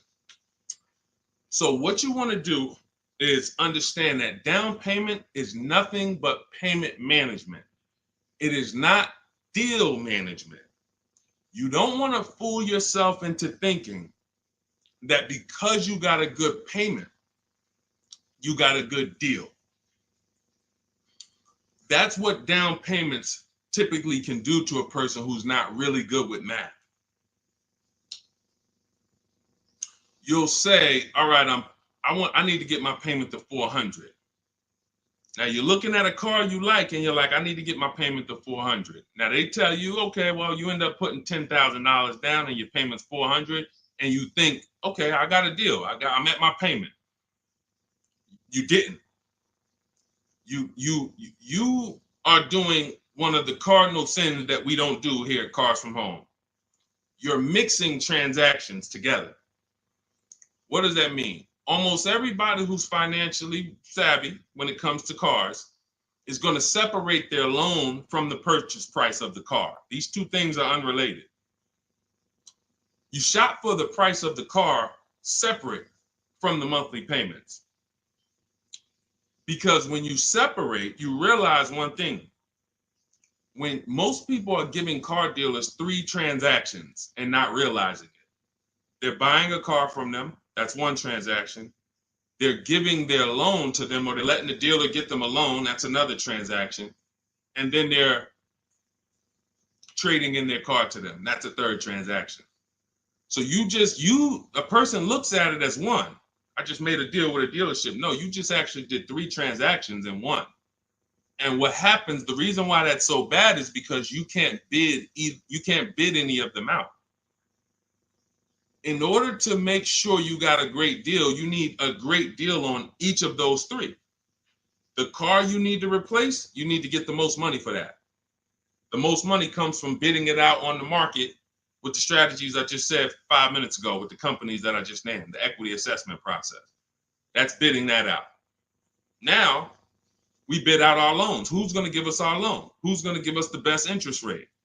There's plenty of banks that want to compete for our interest rate. Plenty of banks that they don't even sell cars.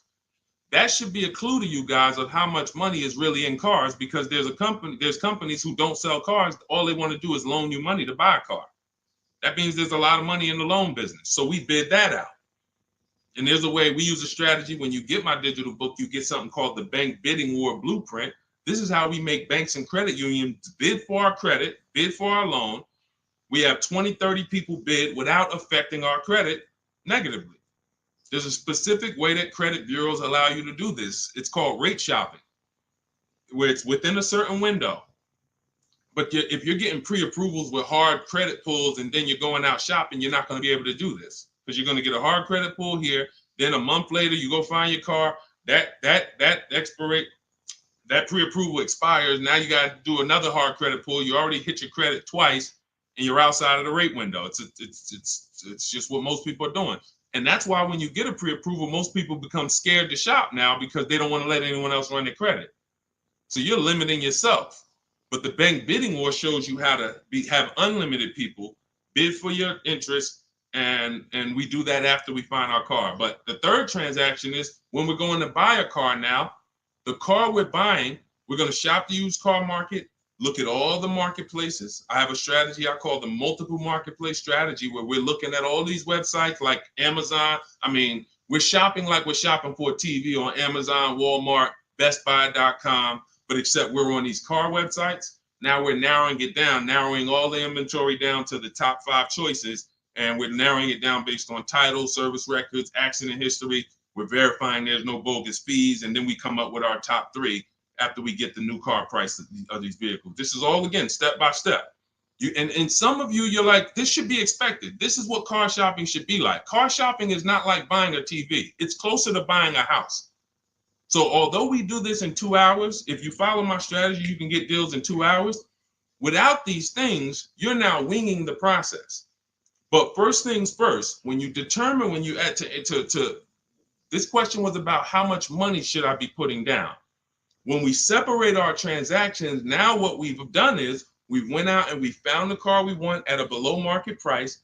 Now we go to our lenders and we start the bidding process and we say, okay, who's going to give me the best interest rate? And whoever gets me the best interest rate, now I put it together with the car that I have on hold.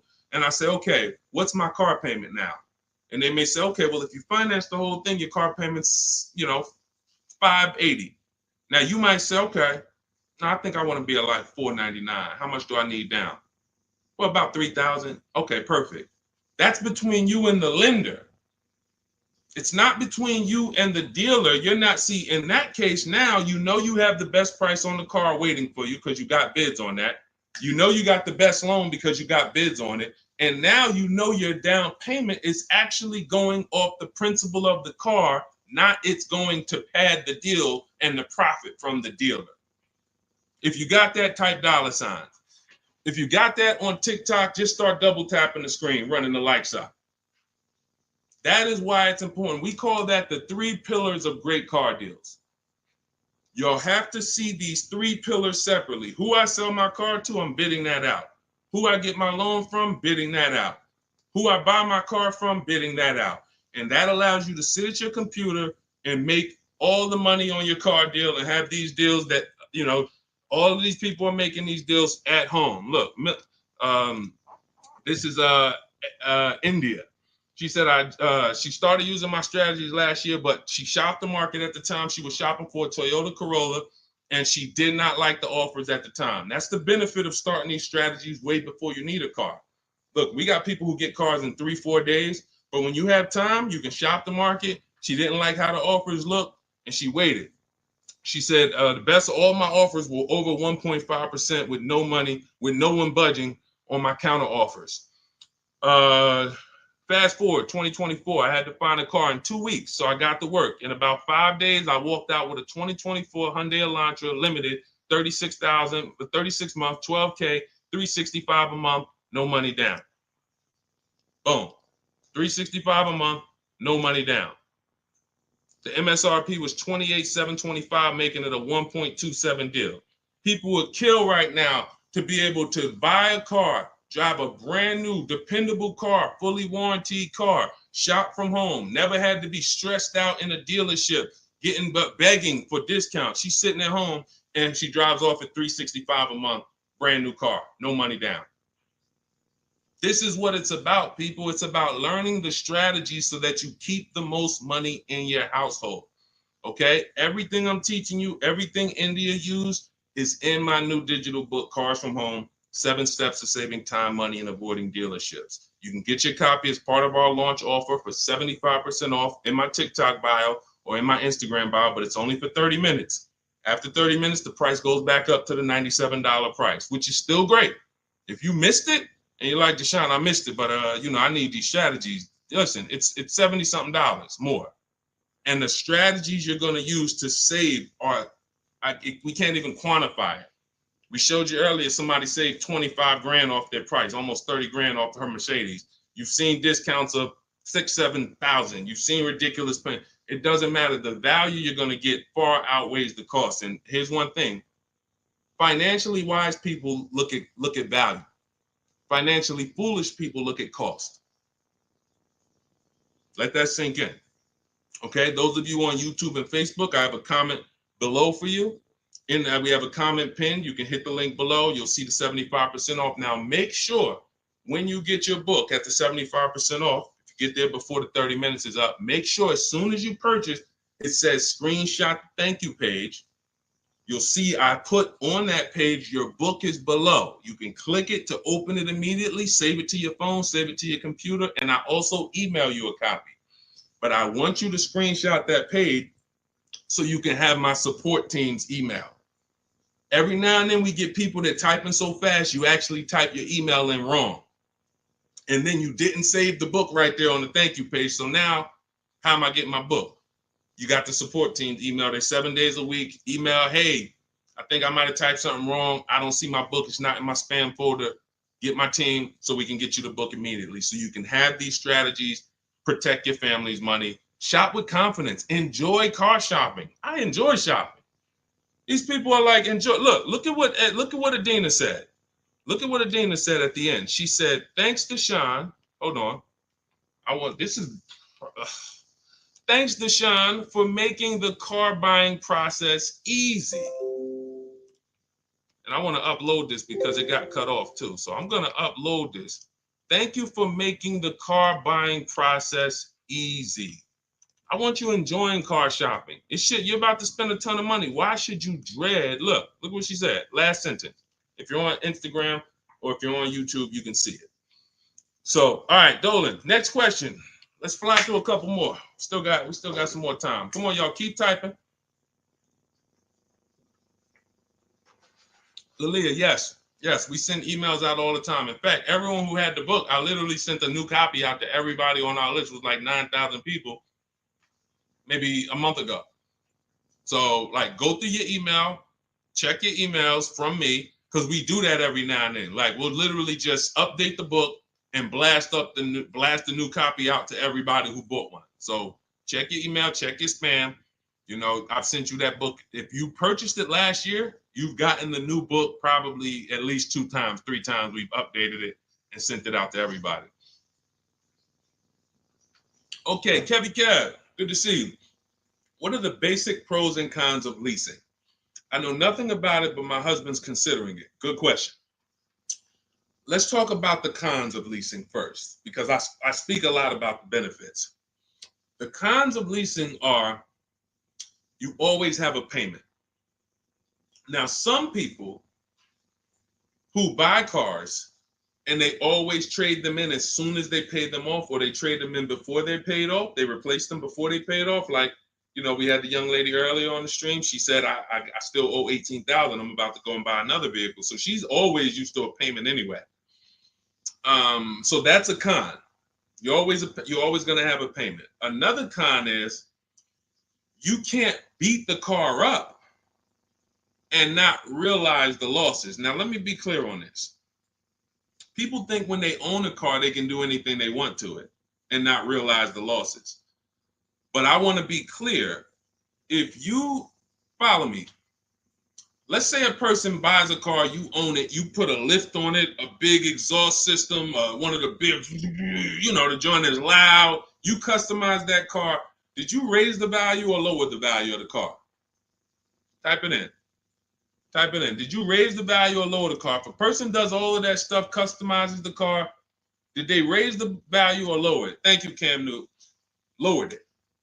So let's say a person was going to sell a car, and somebody looked at it and said, hey, how much is you going to pay? You know, they're going to pay $20,000 to buy your car. Now, you're like, okay, perfect. Now you go and you do all of this stuff to it, put the engine, put the exhaust on it, boom. You come back 2 days later, and you're like, hey, yeah, I want to sell you the car for $20,000. Now, they hear that new exhaust. They hear all that stuff you put on. They're like, nah, I can't give you $20,000 for that. And that thing probably worth $16,000 now. I don't know. What'd you do to it? So I'm trying to get you to see what I call the unseen expense. This is depreciation. Everything we talk about when we talk about leasing versus buying, we're taking into account how we're going to avoid major depreciation.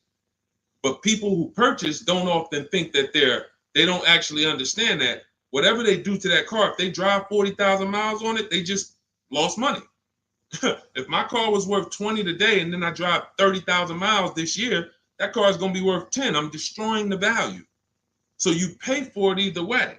So when I say that one of the cons of leasing is that you can't do anything you want to the car, well, you can't without paying for it, but you also can't when you own it without paying for it. But if you do that, you have to restore it to its original condition.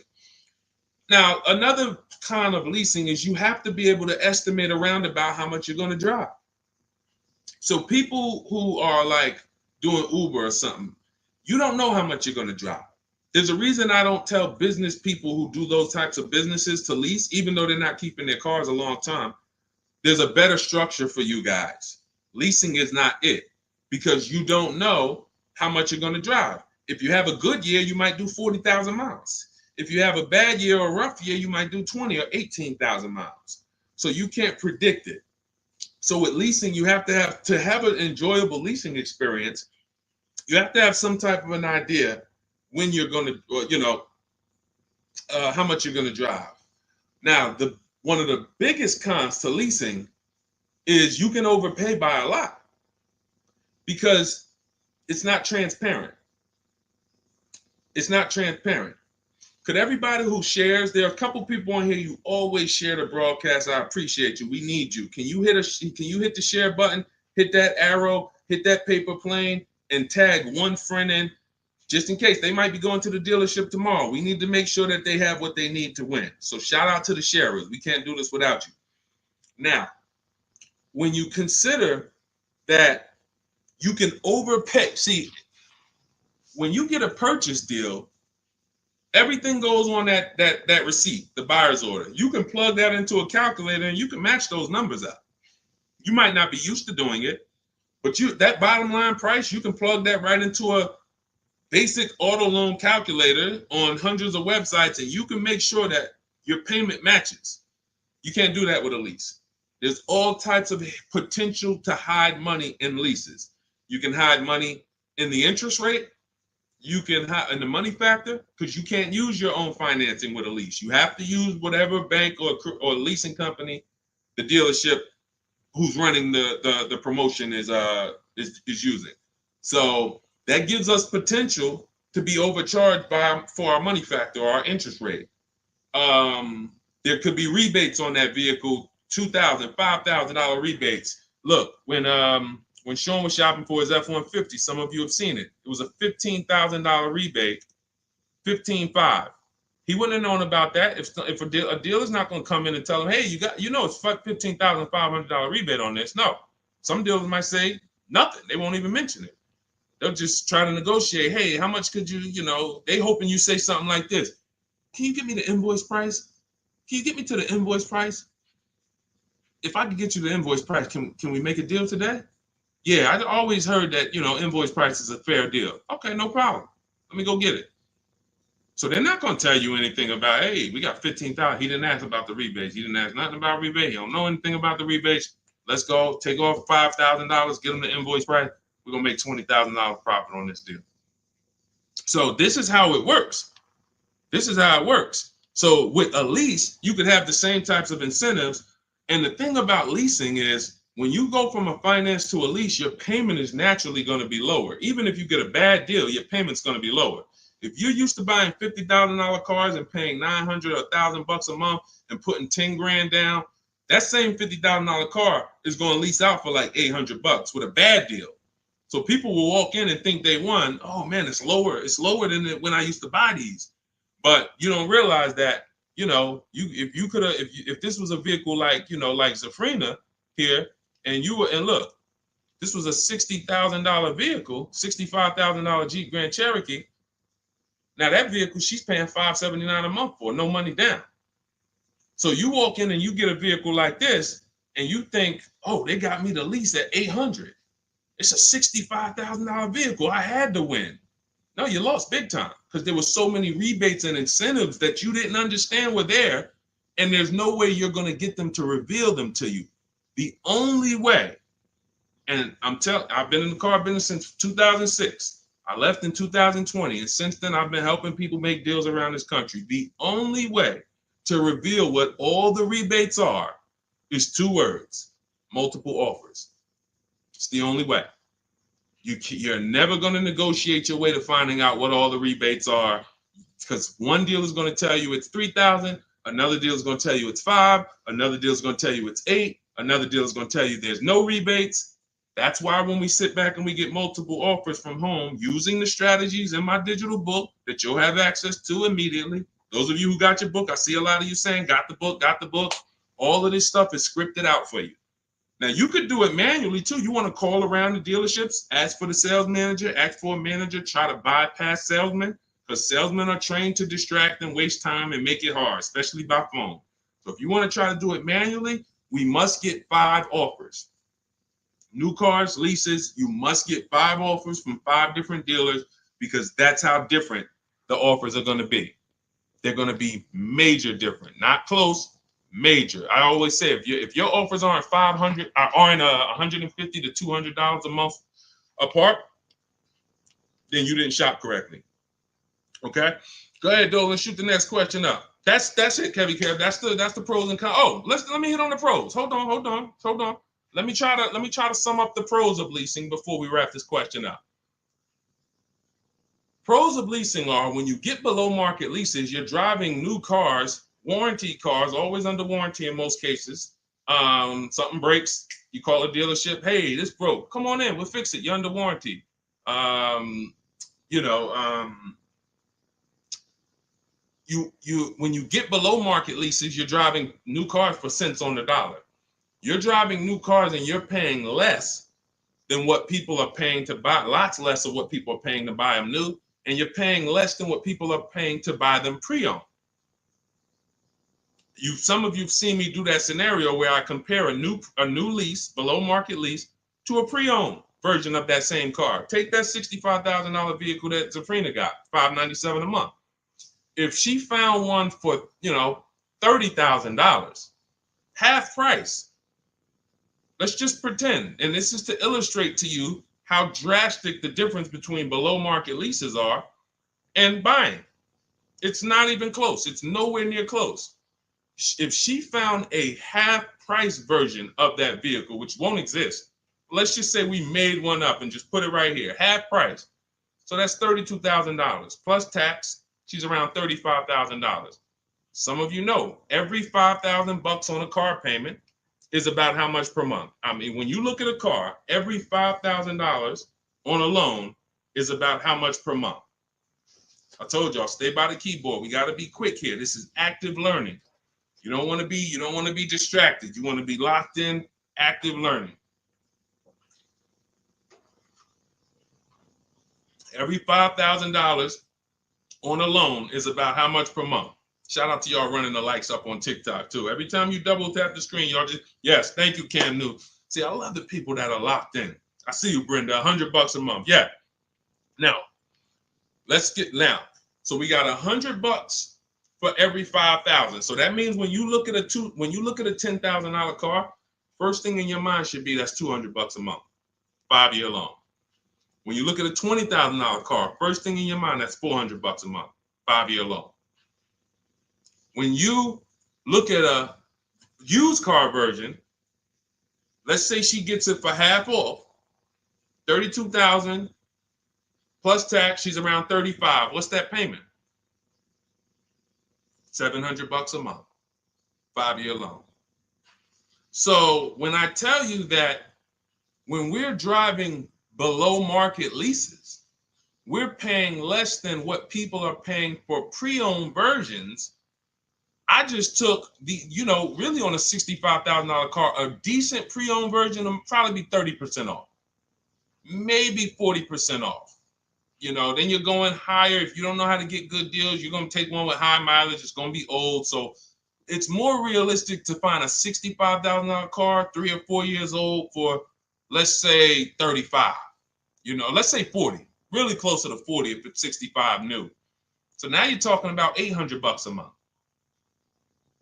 So a person like Zafrina, she's driving, she knows how to get below market leases. She's driving a brand new $65,000 fully warranted version, not tying up her money in that vehicle. She's paying $597 a month, which is hundreds a month less than what a used car person is paying, and like $500-$600 it's less than what a new car person is paying. So it's no comparison.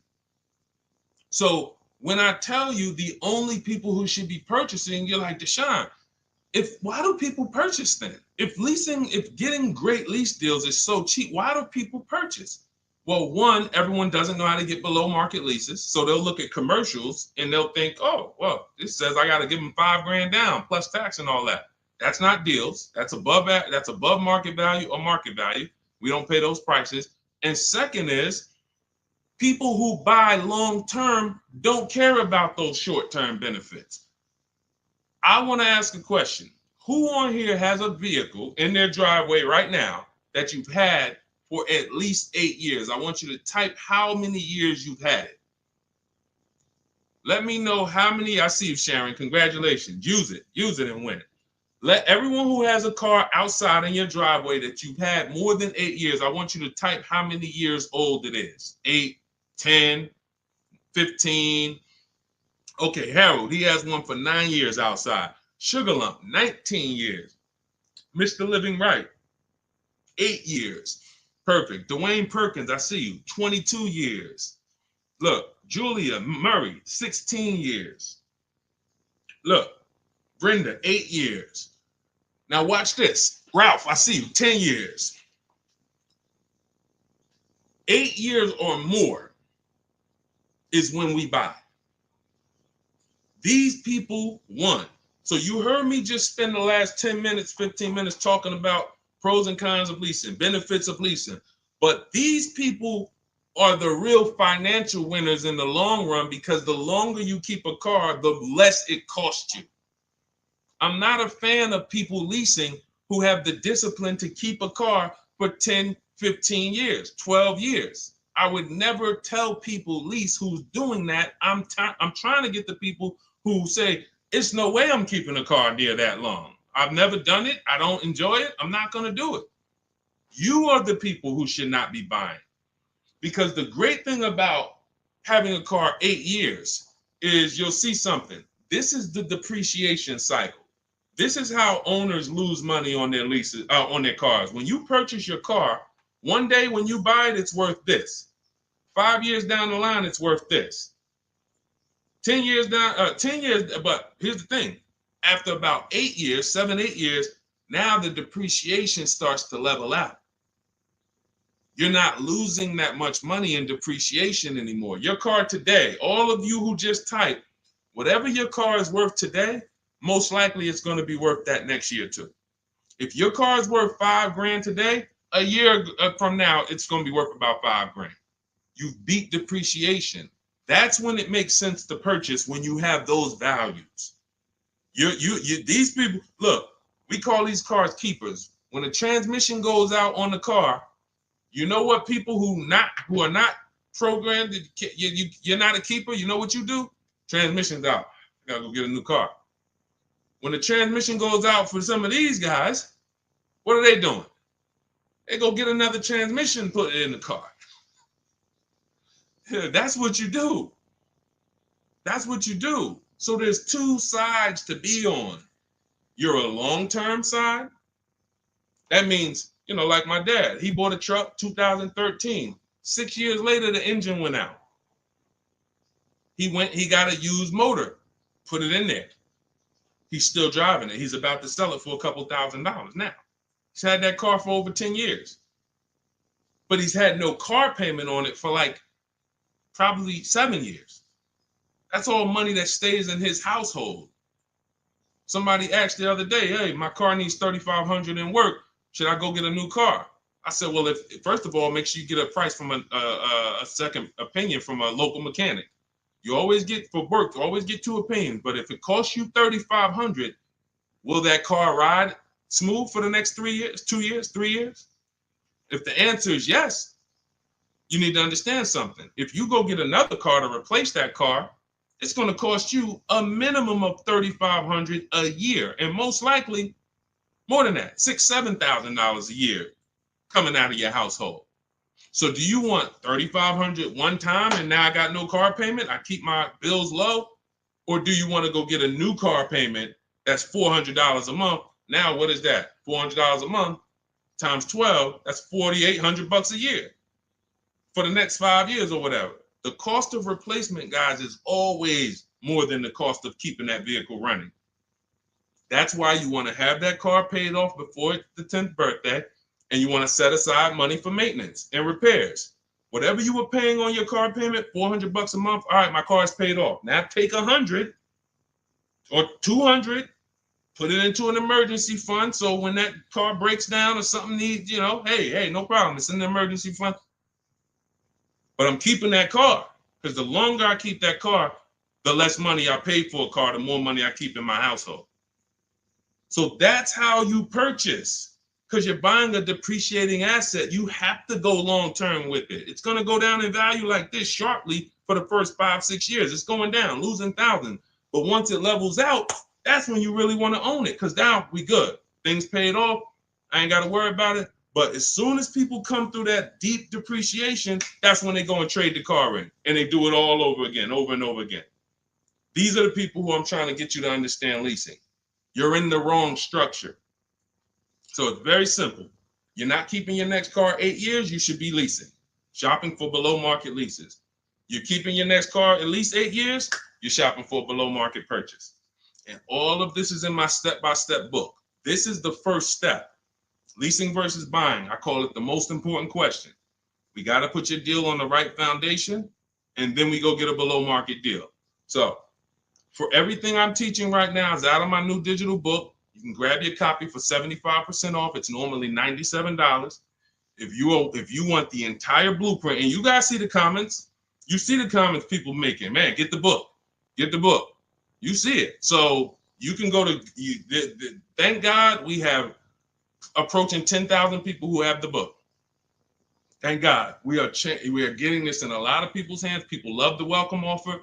And the same people who are using it would look back and say, Deshone, I would have paid the $97 knowing what I know now and what I'm seeing in this book.